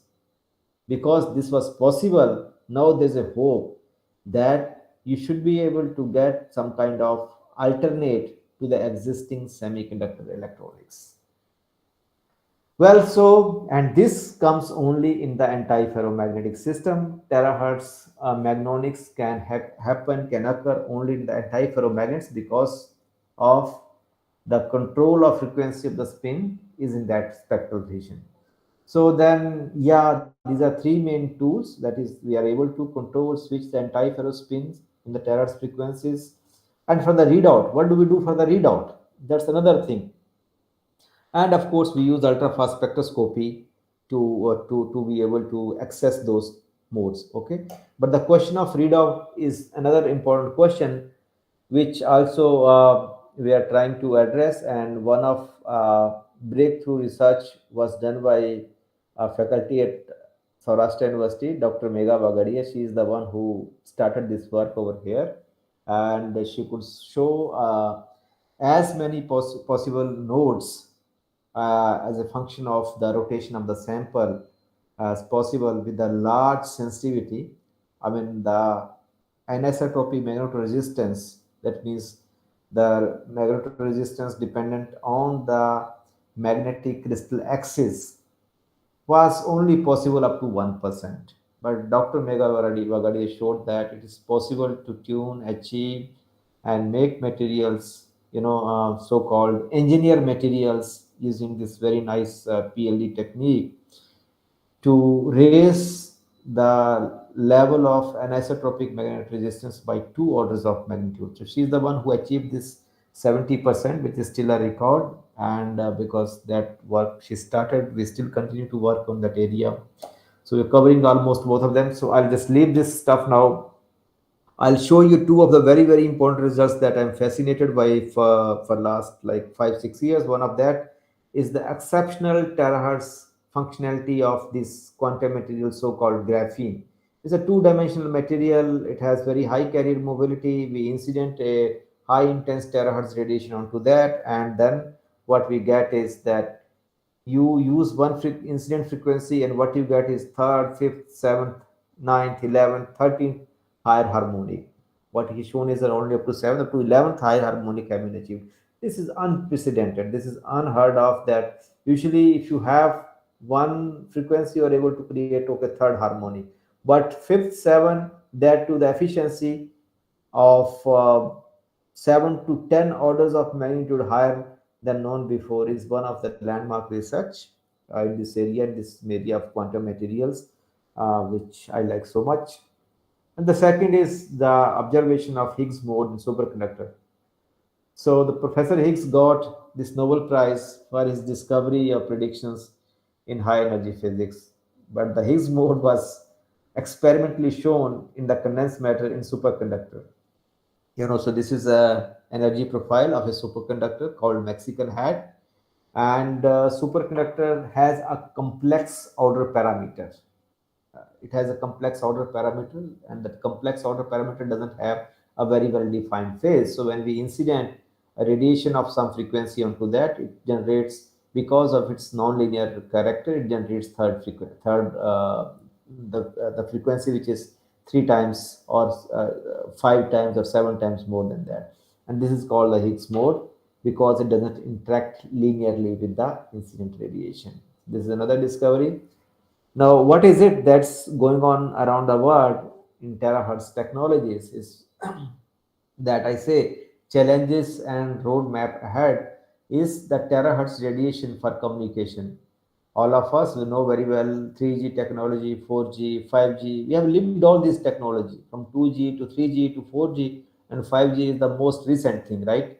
Now, there has to be more advancement in technologies that is called the 6G technology.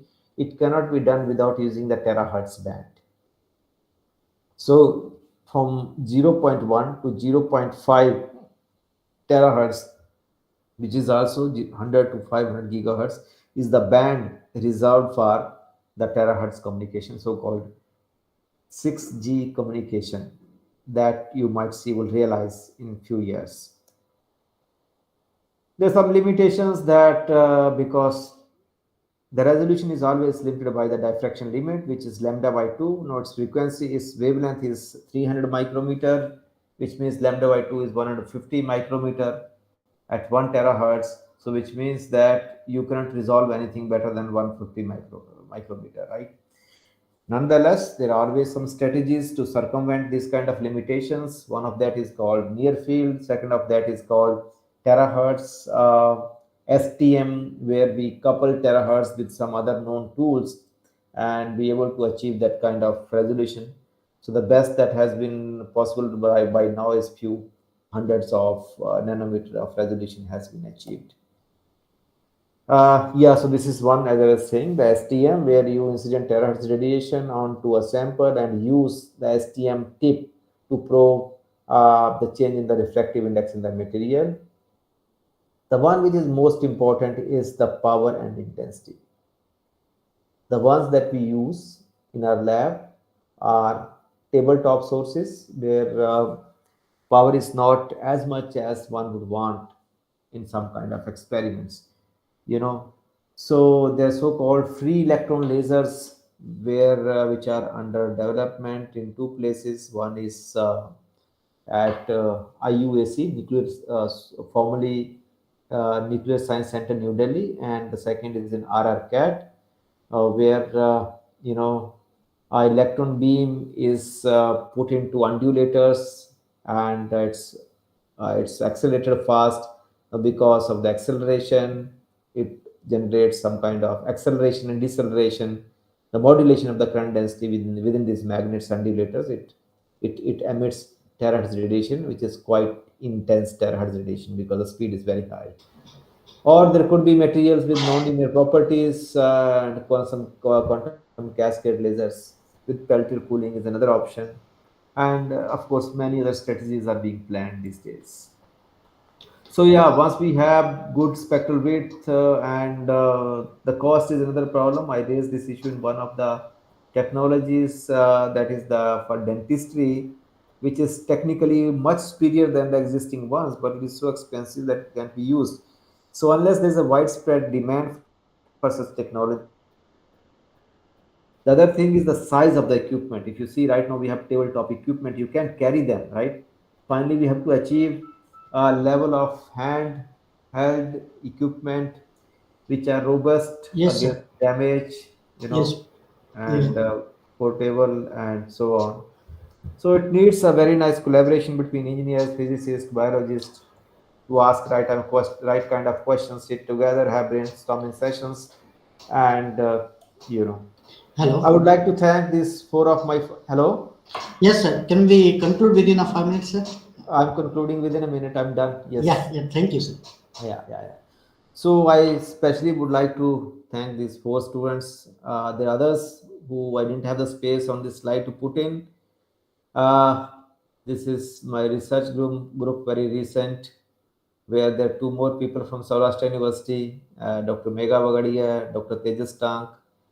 Dr. Bagadia was Inspire faculty here, Tejas was my postdoc, and this is some older picture, me being little younger, around 8 9 years ago. And I would like to thank you all for your patience. These are two articles. If somebody is interested, can I can pass them on. Yeah. Yes, thank you very much, sir. Professor Dhanvir Sirana, sir. We are very enlightened to see your activities on the field of terahertz spectroscopy, and it is a lot of we find a lot of things from there by which we can explore our knowledge in that directions too. So now the session is open for the discussion. If I, because of the time limitations, I can just entertain one or two questions.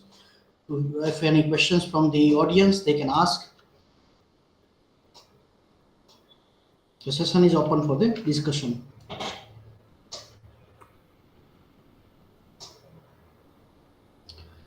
Okay, thank you very much from the for the these discussions. Now we are going. If anyone have any kind of the questions and query, you can just put a mail to the Dhanvir sir for the any further discussions or for the any kind of the work.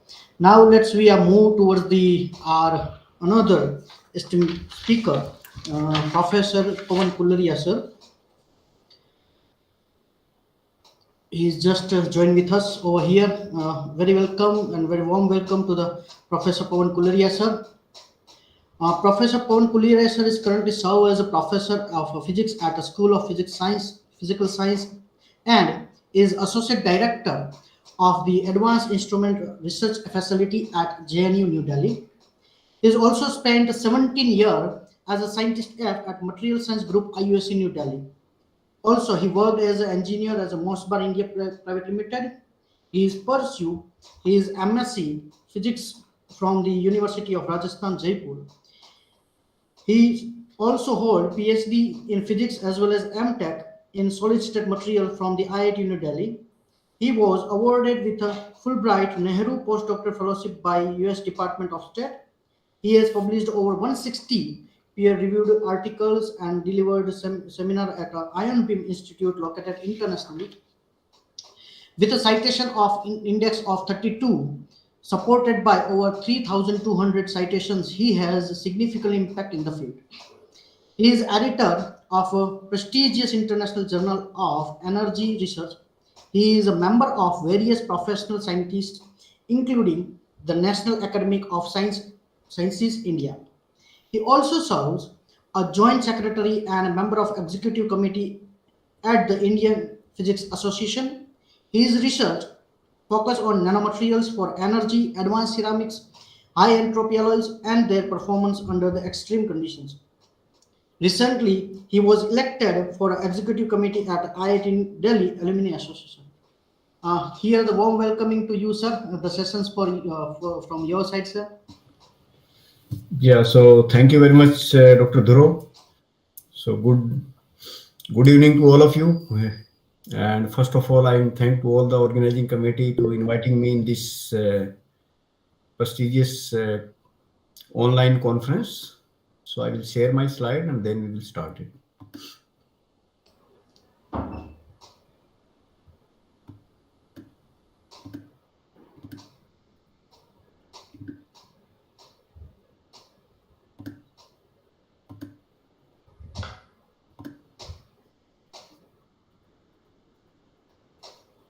Yeah, so I hope, am I audible or slide is visible?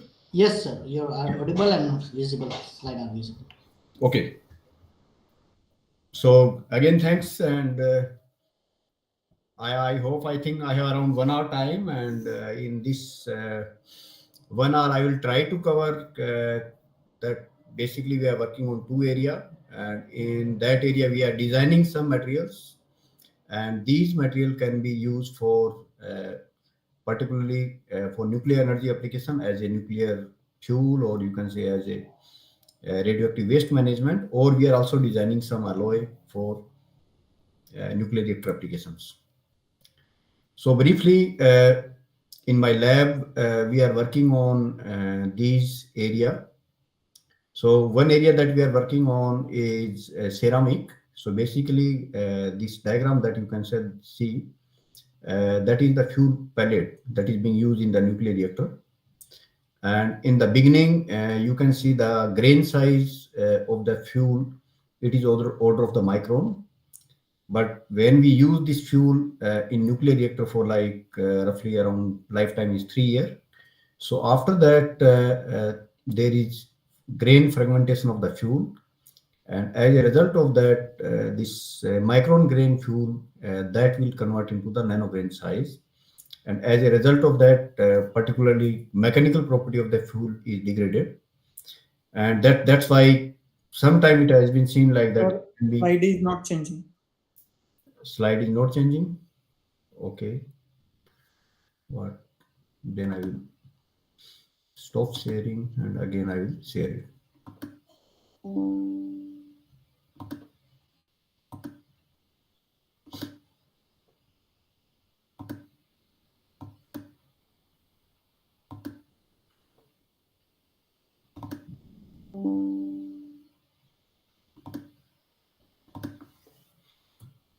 Now? Sir, you can make a full screen of slide, the PowerPoint presentation. Yeah, I had made it, but still not changing.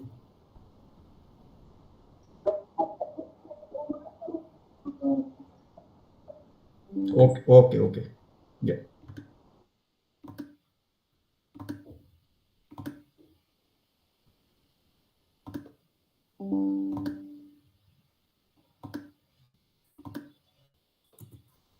Now it's fine? Yes, sir. And then I will hide this thing. Yes. Then now it's fine or okay? Or some issue is there? No, it's fine, sir. It's fine. Okay. Yeah. So thank you. Yeah. So I was discussing about the area that we are working in our laboratory. So I was discussing about this photograph that you can see. These are the fuel pellet. And here you can see in the beginning, the grain size is micron. And as we proceed in the nuclear reactor, so the micron grain is converted into the nanograin. And as a result of that, mechanical property of this nuclear fuel is changed. And sometime it has been observed like that it can mix with the coolant and coolant is contaminated. So that's why we need to design nuclear fuel. So that's have good mechanical property. And in addition, the grain size of the nuclear fuel pellet, that's supposed to be not changed when it is irradiated or when it is used to extract the energy. So that is one area that we are working. So we are designing some advanced material, and by help of that, we try to control the grain size, or they are not changing as we change the radiation condition. Then another area that we are working on, we are designing that, that the main problem associated with the nuclear energy is disposal of high level radioactive waste that is coming from the nuclear reactor. So in our laboratory, we are designing some ceramic material, and these ceramic material can be used for disposal of high level radioactive waste that is coming from the nuclear fuel, because that material that we are using, they have same structure like that fuel material, like uranium dioxide and thorium dioxide. And another area that we are working on, these some high entropy alloy that we are designing. So these are again a new type of alloys there, and then we are studying the radiation damage studies of these and 2D material mixing particularly. Okay. So in today's talk, first I will start with this high entropy alloy, and then I will also cover this spent nuclear fuel material fault. So these two areas in next 1 hour I will try to cover it up. So this is nuclear energy that that broadly nuclear reactor we can classify it into two categories. One is reactor that that is used for generation of the nuclear energy. So they are high power reactor. And there are another reactor, they are low power reactor that we will call as a research reactor, and basically like Dhruva reactor that we have, or Kamini reactor we have. So in that reactor, we are only for the research purpose. So in India, right now, we have 22 reactors they are working.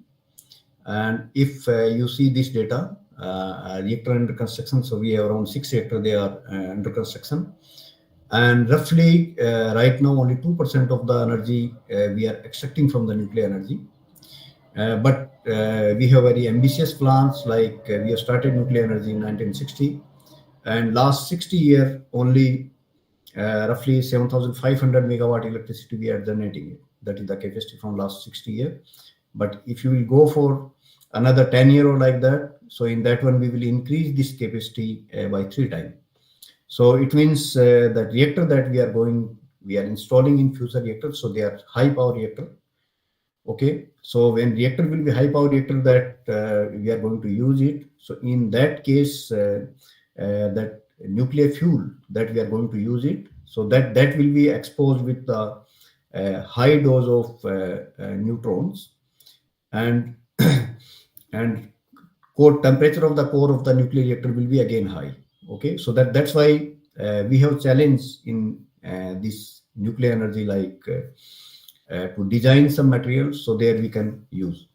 So these are the few advantages that that if I compare with the another energy like hydrogen and all these things. So advantage of the nuclear energy is that it doesn't produce greenhouse gas. And even people have planned like that we will use the nuclear reactor for production of the hydrogen also like that, and that hydrogen will be used for fuel and transportation. Then initial cost of the nuclear reactor is relatively high, but in the long run, if you can compare with the another source of the energy, then operation cost of nuclear reactor is very low as compared to other. Then fuel transportation is very easy. That fuel pellet size is just around 10 mm size and 1 mm or 2 mm thick. And that fuel pellet is carrying same amount of energy like that we have wagon of coal or like that, and it can be installed in any remote location also. So this is a simple diagram just for a master student, because you know that. So these various type of material that we will use in nuclear reactor, and broadly these material we can classify into three categories. One, you can see that most of the 308, 309, these are the stainless steel are there, and that stainless steel is being used in various pipe or vessel or like that. Then another material that we can say that is material for nuclear fuel, that is uranium dioxide or thorium dioxide or plutonium dioxide. Or even last week we have also installed one thorium based reactor that was you might have read in the news also, like that is the first time that thorium based reactor that India has made critical. And then in addition, there are some alloy, particularly these are alloy is made of zirconia, and these alloy can be used for as a cladding material, means for assembling of the fuel. So broadly, these material we can classify it into three categories. One is the structural material, another is material for nuclear fuel, and another material can be used like when spent nuclear fuel come from the reactor, that can be used as a shielding and for immobilization of the and this part. So most important thing, if you compare material that face the environment in the nuclear reactor as compared to another one, so you will not find in industry in any area where the material will face all these extreme conditions. Because in the reactor, the temperature of the core is roughly around 500 degrees centigrade present reactor, but in future reactor it can be around like 1000 degrees centigrade. So any material that we can use for a fuel assembly or like that, so that material is supposed to be sustained at a high temperature of like 1000 degrees centigrade. Then another could be there is a high dose of neutron will be there. In addition to that, fission fragment will be also there, gamma rays will be there. So that material is supposed to be also sustained under these extreme conditions of the radiation. Then high pressure will be there.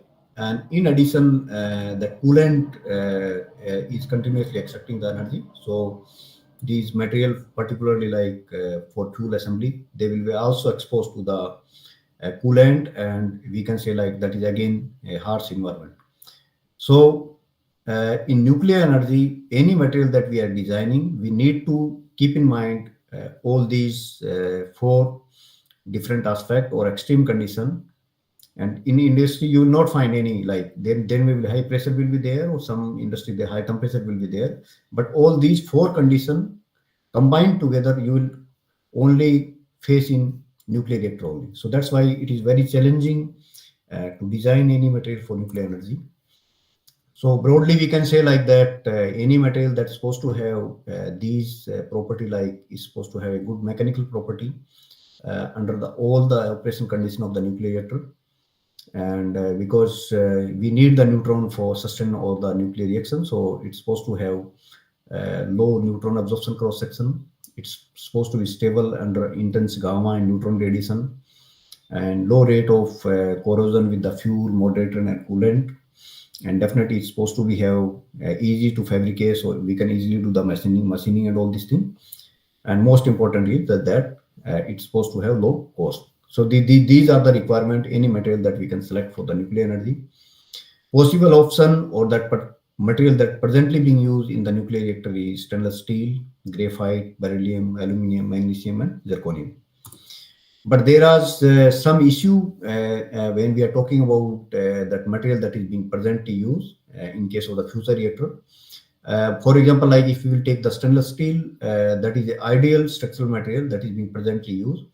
But the problem with the stainless steel is that it has a high level of the neutron absorption cross section, and that's why we need enriched fuel in case of if we will use the stainless steel for. So that's why we will face problem means if we will use the stainless steel in advanced nuclear reactor. Then another could be like we can use the graphite, but you know that graphite has a porous structure and it is not suitable for containing moderator or coolant.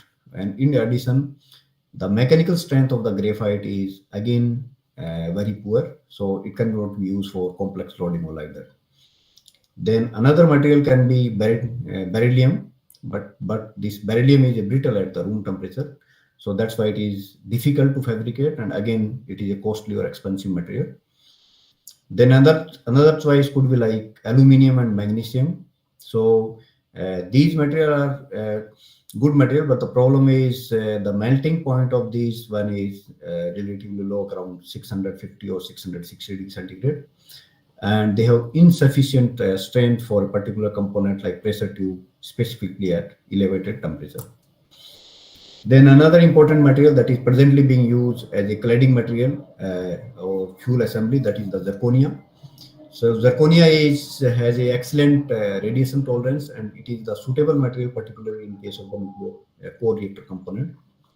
But the problem with the pure zirconia is that it has insufficient strength, and sometimes that can be again improved with the mechanical property or by allowing with some alloy.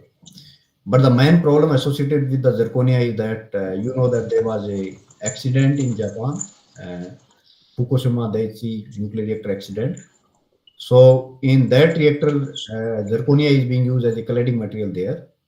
The problem with the zirconia is that pure zirconia has a very low Gibbs-free energy, so it is easily oxidized. As a result of that, hydrogen, water into the hydrogen and oxygen, and by exothermic reaction, and as a result of that, it releases the hydrogen gas, and that hydrogen gas is accumulated in the fuel assembly. Okay, and if it will accumulate there, so after some time there will be explosion will be there. Okay, so that's why although presently zirconia is being used, but it is not safe in case there is nuclear reactor accident or like that. Okay, so that's why we are searching for some new type of material. So in 2004, this Cantor, he has developed a new alloy that is known as a high entropy alloy. So basically, if you compare the high entropy alloy with the conventional alloy, so in conventional alloy, for example, stainless steel. So what we are doing is that we will take iron, and then we are adding a small amount of the impurity. The concentration of the impurity will be like only maximum, it can be around 7% only. So in that case, you can see the structure of the material or structure of the iron will remain intact. Only we will add few atoms of the carbon, and as a result of that, they will be at some interstitial site or substitutional site will be there. Okay, but the structure will be, we are not going to destroy the structure. But in case of high entropy alloy, what we are taking, that we will take 5 or 6 or 7 different metal element, we will take it, and then we will mix together, and as a result of that, and then we will process it at high temperature.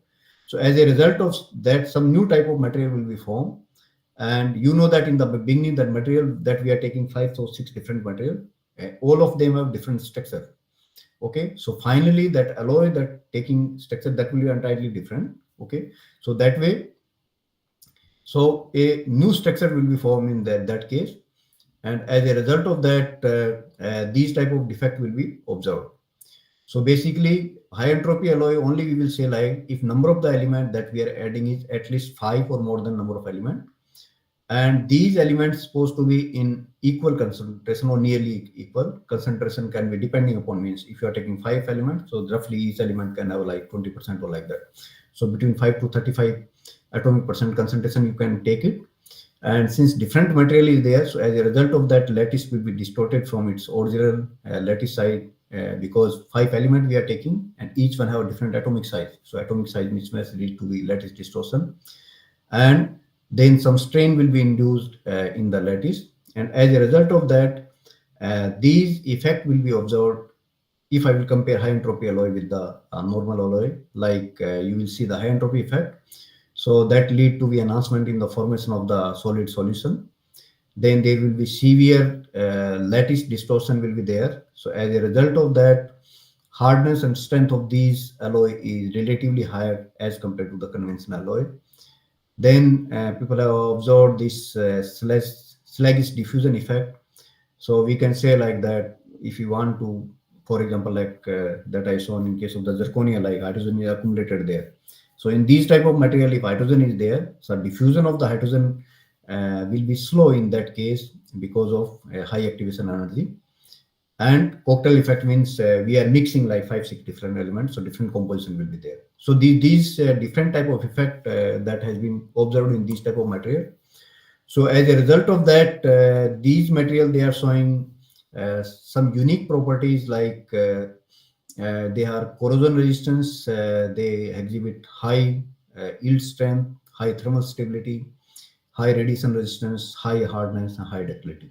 So you can see these are the property that we are looking for, particularly when we are talking about the nuclear reactor, like as a material for nuclear vessel or nuclear cladding or gas turbine engine or even for bearing material. So that's why any material that we need for extreme condition, or like we need like high mechanical strength or like that. So for these type of application, these material, they are showing very good properties. So now question is coming, how we can design it, or what are the parameters that we need to see when we designing. So you know that Gibbs free energy is given by this expression, and for stability of any material, that Gibbs free energy is supposed to be minimum. So if delta G is minimum, then as per this expression, delta S is supposed to be maximum. So S is given by this expression, and there we have plotted S with the different element. So there you can see value of the S is maximum when the concentration of these element is nearly equal. Okay, so that's why we are talking about, like, if you are taking 5 elements, then each element is supposed to be in equal proportion. And depending upon how many number of elements that you are using, so you can calculate the value of the S, and depending upon the S value, we can classify these alloy like low entropy alloy, medium entropy alloy, and high entropy alloy. If the value of the entropy is between 0 to 0.69 R, then we will call as a low entropy alloy. If it is between 0.69 to 1.61, then medium entropy, and if it is higher than 1.6, that type of alloy we will call as a high entropy alloy. In addition, there are another parameter, because randomly we cannot select, because in periodic table we have more than 120 elements are there. So there are some another criteria. That criteria is, first is the size difference. So theoretically we will calculate the size difference between the element that we are mixing it. And if size difference that can be calculated by using this expression, if the value of the delta is between 0 to 5, then only we will get the single phase. Like, for example, my beginning material is containing FCC, BCP, HCP phase, like that. So if a alloy is supposed to be a single phase, then the size difference is supposed to be between 0 to 5 only. If it is between 5 to 8, then it is multi-phase.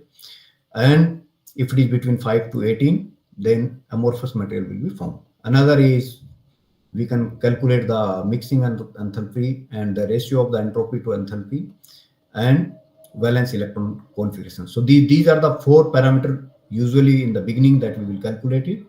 And on the basis of that, we can get idea like what type of phase, like we can see BCC phase will be formed if valence electron configuration between 5 to 6.8. And if it is mixed phase, will be there BCC to FCC phase between 6.8 to 8, and FCC phase will be between 8 to 9.5.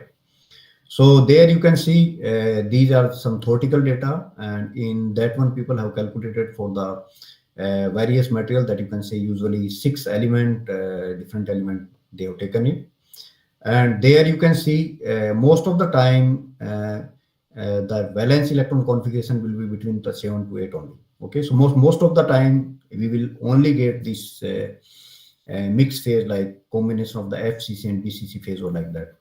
So there are few material that you can see their valence electron configuration will be between 5 to 7, so, and even high. So in that case you can get FCC or BCC or single phase material that you can see it. So in our study, what we have done is that, you know that this Cantor has designed this alloy that is containing nickel, chromium, cobalt, iron, and Mn, manganese. So this alloy was Cantor has designed it. In our case, what we have done is that instead of Mn, we have replaced Mn with the palladium, and that new alloy nickel, chromium, nickel, cobalt, chromium, iron, palladium. This alloy we have synthesized in our lab. And now the question is coming, why we have selected the palladium? What is so special about that? So you know that if we compare the atomic size volume, so that you can see nickel, all these. So among these different element that is being used, so Mn has a highest atomic volume that you can see from this data. It has a 12.60. Okay. So, and you know that if atomic volume will be large or large size will be there, so then large lattice mismatch will be there and large distortion will be there. And as a result of that, whatever that good effect that we will see, that will be maximized. Okay, so that's why we have selected palladium. So palladium has a even higher than this Mn. Okay, so that was another one reason, that's why we have selected the palladium. Another reason is that because we have proposed this material for as a fuel assembly, and in case of the fuel assembly, that you know that hydrogen may be released. So if there is hydrogen is released due to any reason or like that, so palladium has a very good hydrogen characteristic, because palladium will form PdS2. So that's why palladium can accommodate 200% of hydrogen inside the palladium. So that was the another reason that we have selected palladium. And this alloy we have synthesized in our laboratories, and then we have done the radiation stability of this alloy. So for synthesis purpose, it is a bit complicated, but not that difficult. So in the beginning, we will take these 5 elements we have taken is in nearly equal stoichiometry. And then this facility is available in our lab.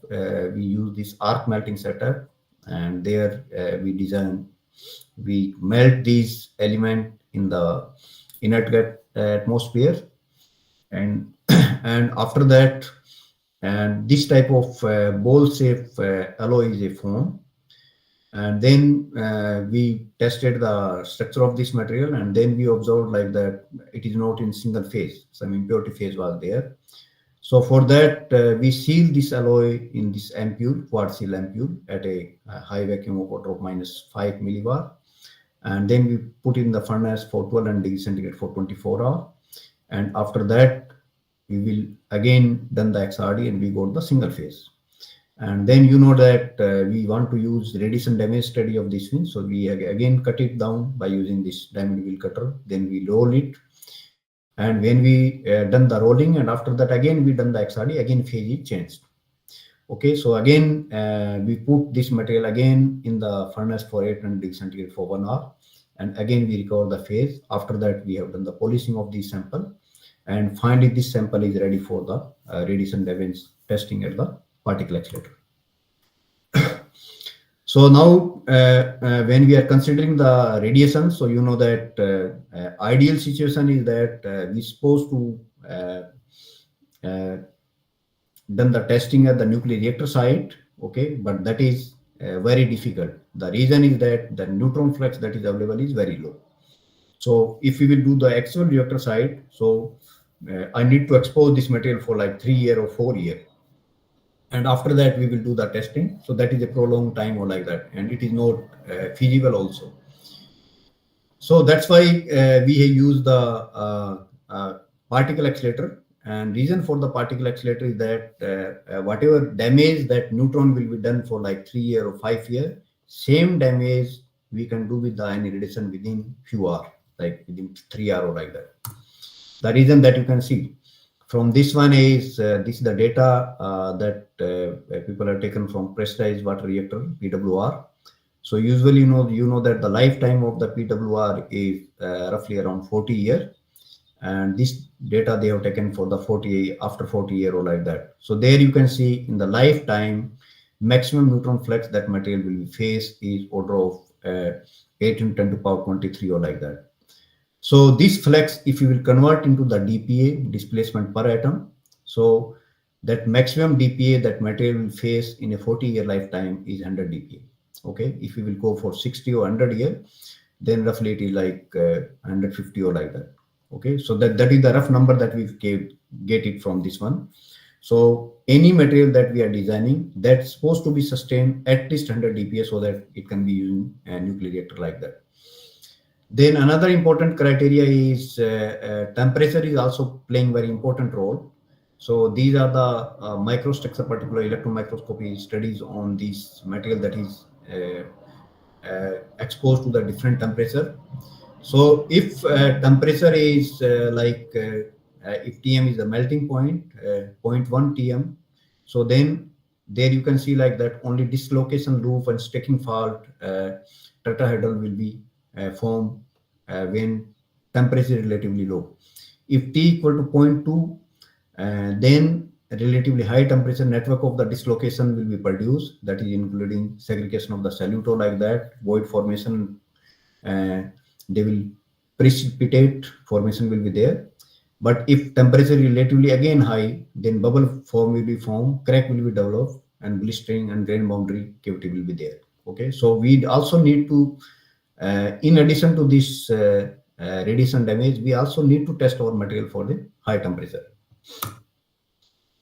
So then for testing of that, we have used particle accelerator, and these are the facilities that available in IUAC Inter-University Accelerator Center, New Delhi.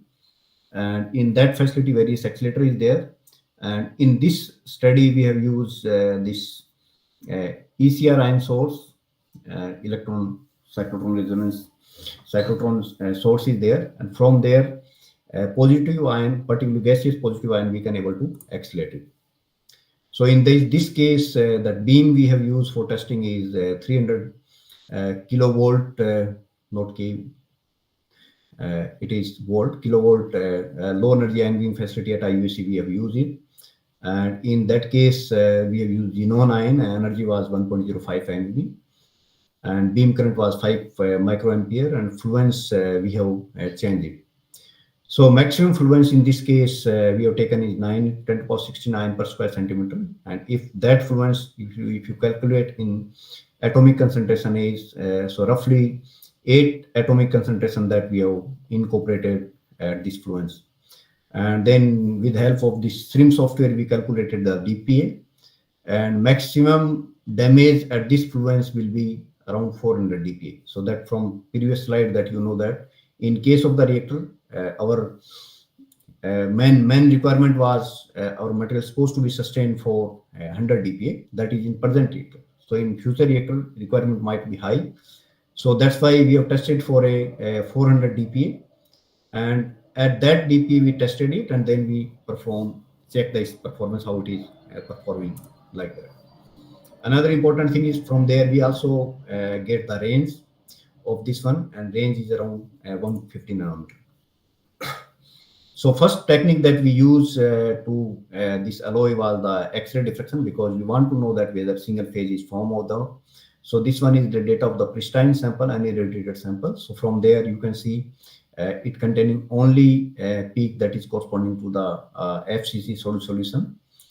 And then we irradiated at the difference fluence, and this is the last fluence. There you can say it retain all the peaks are remain there.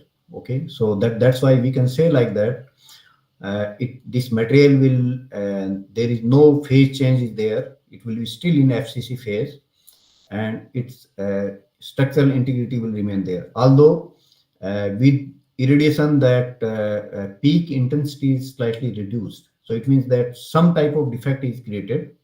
Okay, so that can be vacancy defect or like that, but structure will remain stable.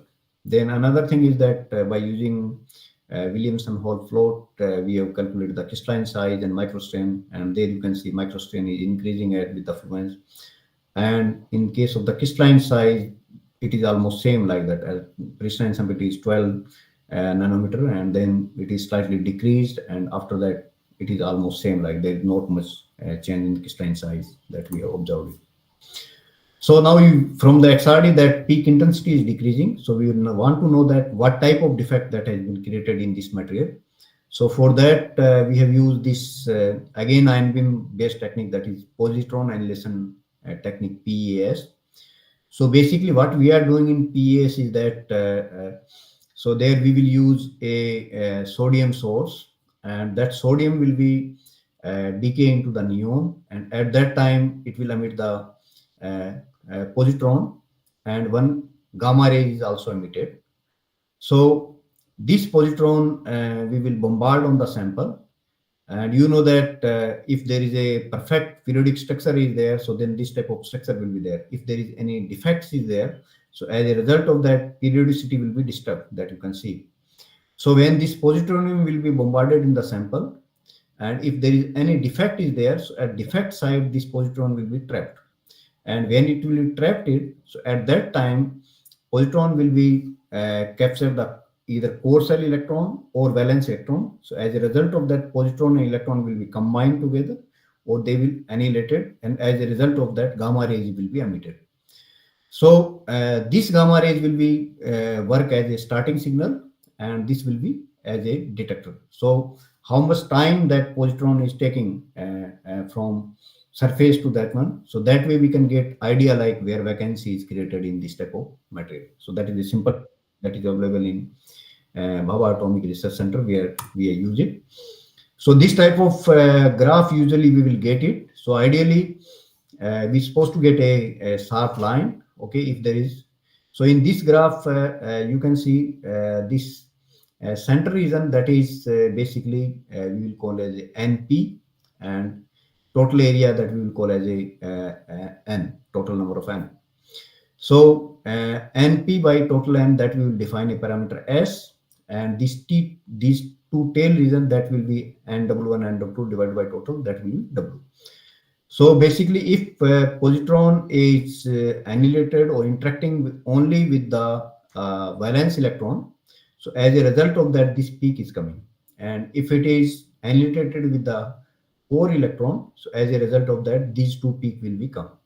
So by analyzing this shape of the peak, so we can get idea like what is the nature of the defect that is being produced.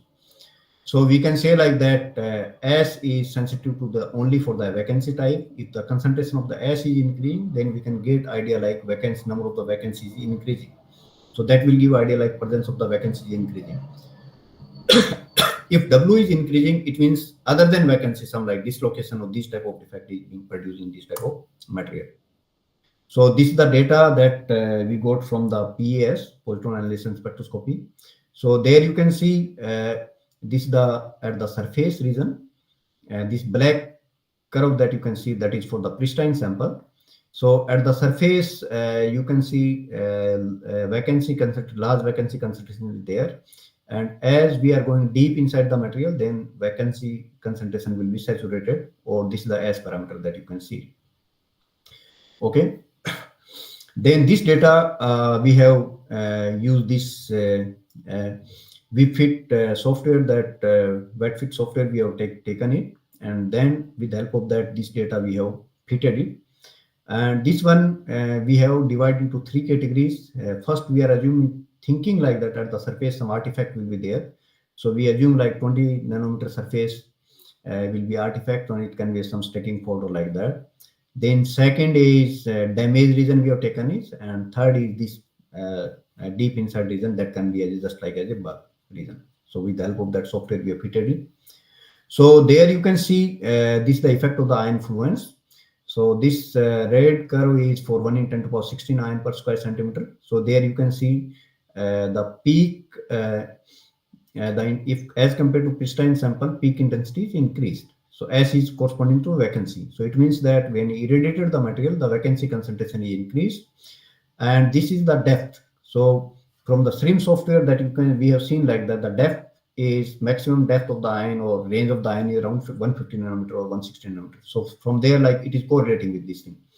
So around 180 or 185 nanometer that we can see the peak is observed. So that whatever data that we get from the SRIM, so that is correlated. So vacancy concentration is increased as we irradiate for the low fluence. As we increase the fluence, then vacancy concentration is increased further. And in addition to that, you can also see like the peak is also shifting toward the surface. So as a high fluence like 9 to 16 that you can see, the concentration of the vacancy will be increased, and it is also shifting toward the surface. So it means like that if we can go for like very high fluence, it may be possible like that whole area will be damaged or vacancy will be created.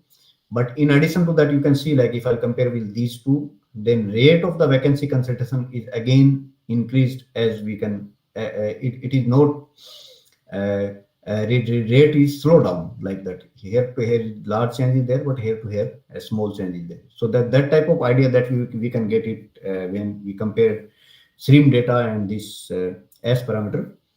Then similarly, we also observe W parameter, and from there we can see like that this is the pristine sample, black one, and here, and then there you can see like other type of defect is decreasing as you will increase it, a number of vacancy will be increasing, and from there we also calculated the concentration of defect. So that concentration of the defect is increasing as we can increase the influence. And then we calculated this correlation curve like W and S parameter, and from there you can see this the ideal line like that. It's supposed to be like this thing. This is the pristine sample, and as you can go like S parameter will be more and more as we will increase. Then for further quantification of the defect, we have done TEM and XRD, and from there we calculated the dislocation density. So in case of the TEM, dislocation density is 5.8 10 per 15 square per square centimeter, and in case of the XRD it is 9.92 10 per 15. So order is same, but still the density we calculated from XRD is almost double as compared to the TEM. And then we also calculated the lattice side, and that is we have some lattice shrinkage is there as compared to this thing. Then another important technique we measure is that is mechanical property. So for that, because we want to use this alloy for the nuclear reactor application. So more detail, if somebody interested, that you can find in this paper that we have published in Material Science Engineering B. So there you can see this the hardness data. So this hardness data for the pristine sample, and this one is the hardness data for the irradiated sample. So there you can see hardness is at the surface, it will be higher, and then it is decreasing, and it is directly correlated with the vacancy concentration. And then there you can see like that in pristine sample, if compared with this low fluence, there is suddenly there is a large increase in the hardness is there, and then we increase the fluence, then there is a slightly reduction in the hardness, but it is almost same, like there is not much change in the hardness that we have seen as compared to pristine. There is large jump is there, but after that it is almost saturated or slightly hardness is being decreased. So that was our data. In addition to that, there are another literature is also available in the literature, and then in that one they have studied like they change the concentration of the alloy, and then they study how the radiation damage effect is changing. So in this case, they have taken nickel, and then they have added the different concentration of the iron, like 20%, 35, 40, and 60 like that. And then they study the effect of the fluence like 1E14 and 1E15. So in this case, they have used this again 9-beam based technique, that is Rutherford backscattering technique. They have used it. So in that case, what people will do is that they take the helium ion, they bombard it, and helium ion will interact with the sample, and backscattered helium ion will be detected by the detector. So there you can see this is the pristine sample, and this is the pure nickel. Okay, and as we are added more and more iron is being added, so yield is decreasing. So yield is basically directly correlated with the how the defect is produced or like that one. So from there, if the iron will be more, then defect will be lesser or like that, or material will be more stable. So same thing you can see here also. Then for the further quantification of in the same paper, they have also done the electron microscopy study by using a TEM. So these, you can say these are the dislocation loops are there, you can clearly see here. So this is the pure nickel. So in this pure case of the pure nickel, size of the dislocation loop was very large. It is greater than 30 nanometer like that. In case of the 20% iron and for 50%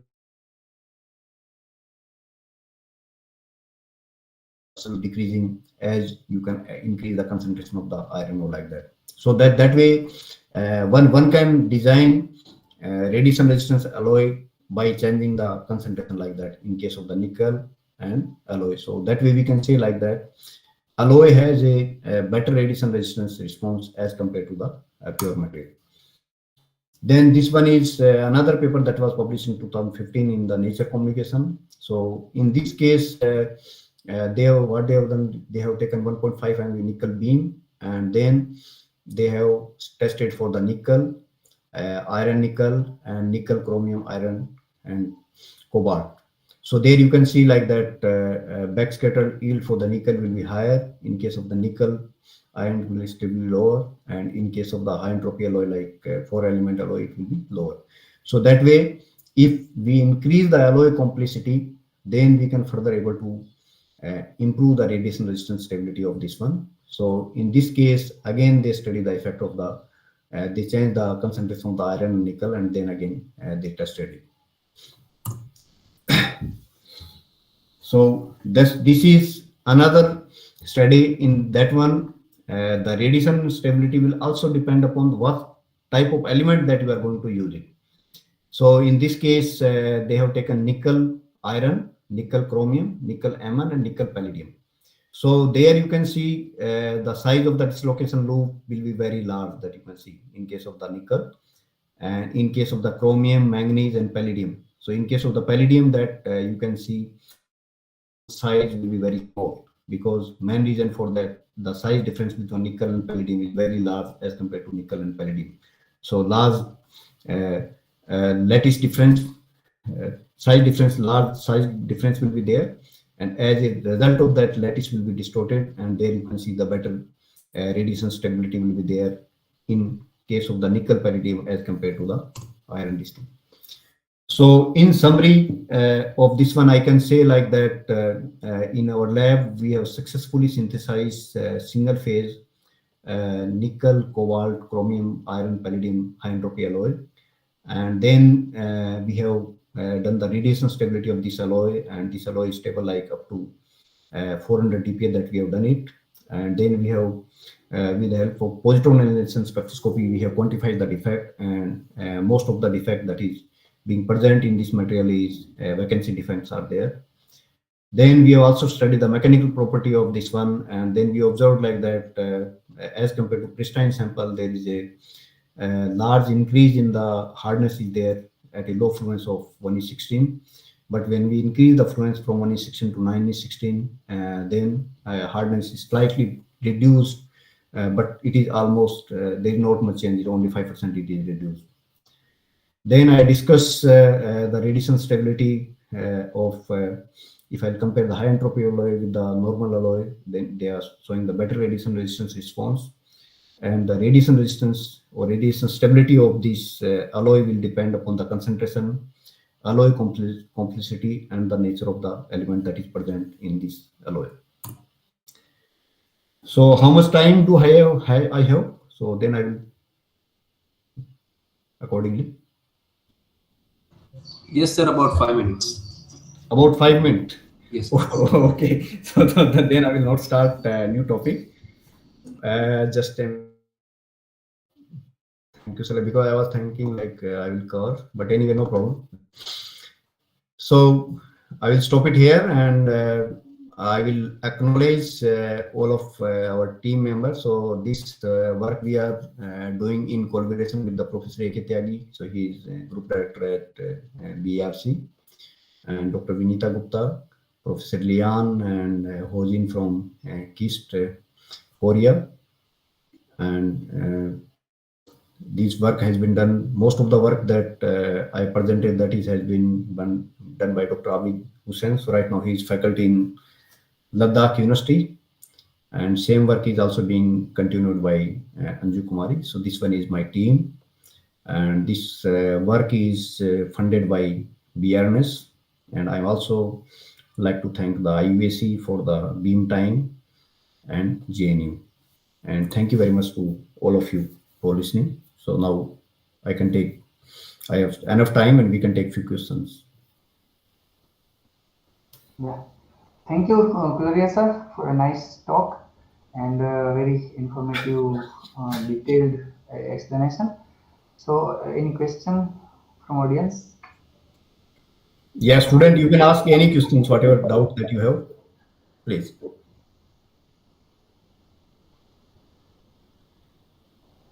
or otherwise later on you can write an email. Yeah, Yes, yes, please. please. Yes, sir. So I had just one curiosity. Like you explained about as you said that those are we need the materials which sustain up to very high temperatures. So what about the electronics which is associated with these nuclear reactors? I mean, which are the materials used in this surrounding electronics?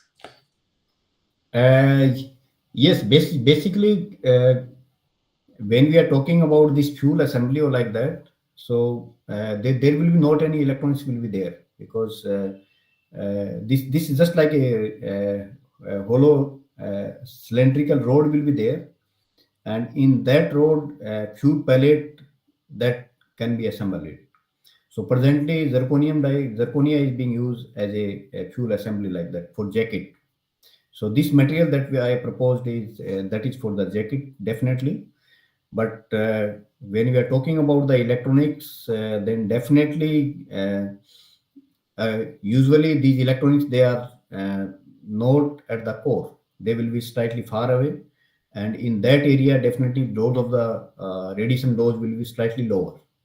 Okay, but still we need to test it out like that. So that usually people do it before mounting any. So usually that in IVC people also do that, who are working on semiconductor area.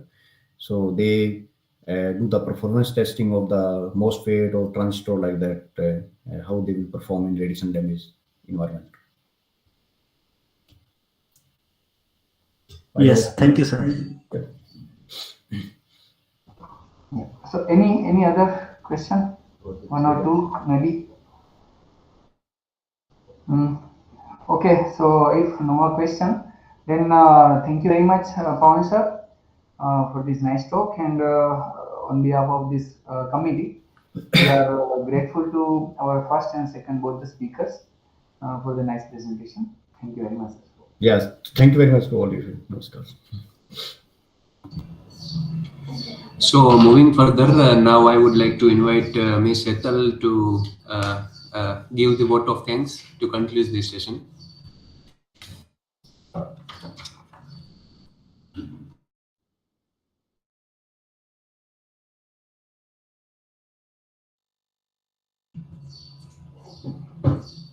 Good afternoon to all. Myself, Hetal Gohil, PhD Research Scholar at Department of Physics, Saurashtra University, RAJKOT.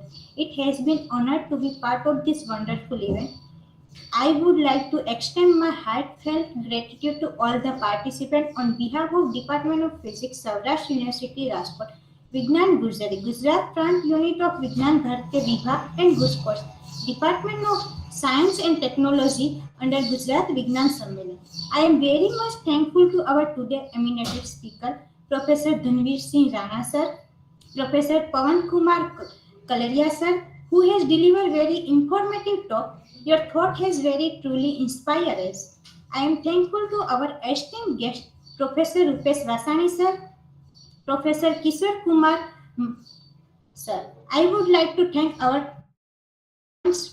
Professor Nilambari Dave ma'am for always being supporting and encouraging us to organize the informative seminar. I would like to express my appreciation to our patrons and co-patrons, Professor Chaitanya Joshi sir, Professor Girish Bhimani sir, Dr. Narottam Sahu sir, and Dr. Ramesh Parmar sir.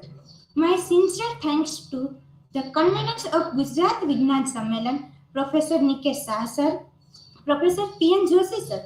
I am thankful to Dr. David sir for chairing the session. I am also thankful to the event coordinator, Professor Piyush Solanki sir, Dr. Megha Vagadia ma'am. And I am very much thankful our all present over here. We will again meet tomorrow at the same time, at the same platform at 2:50 p.m. Thank you all.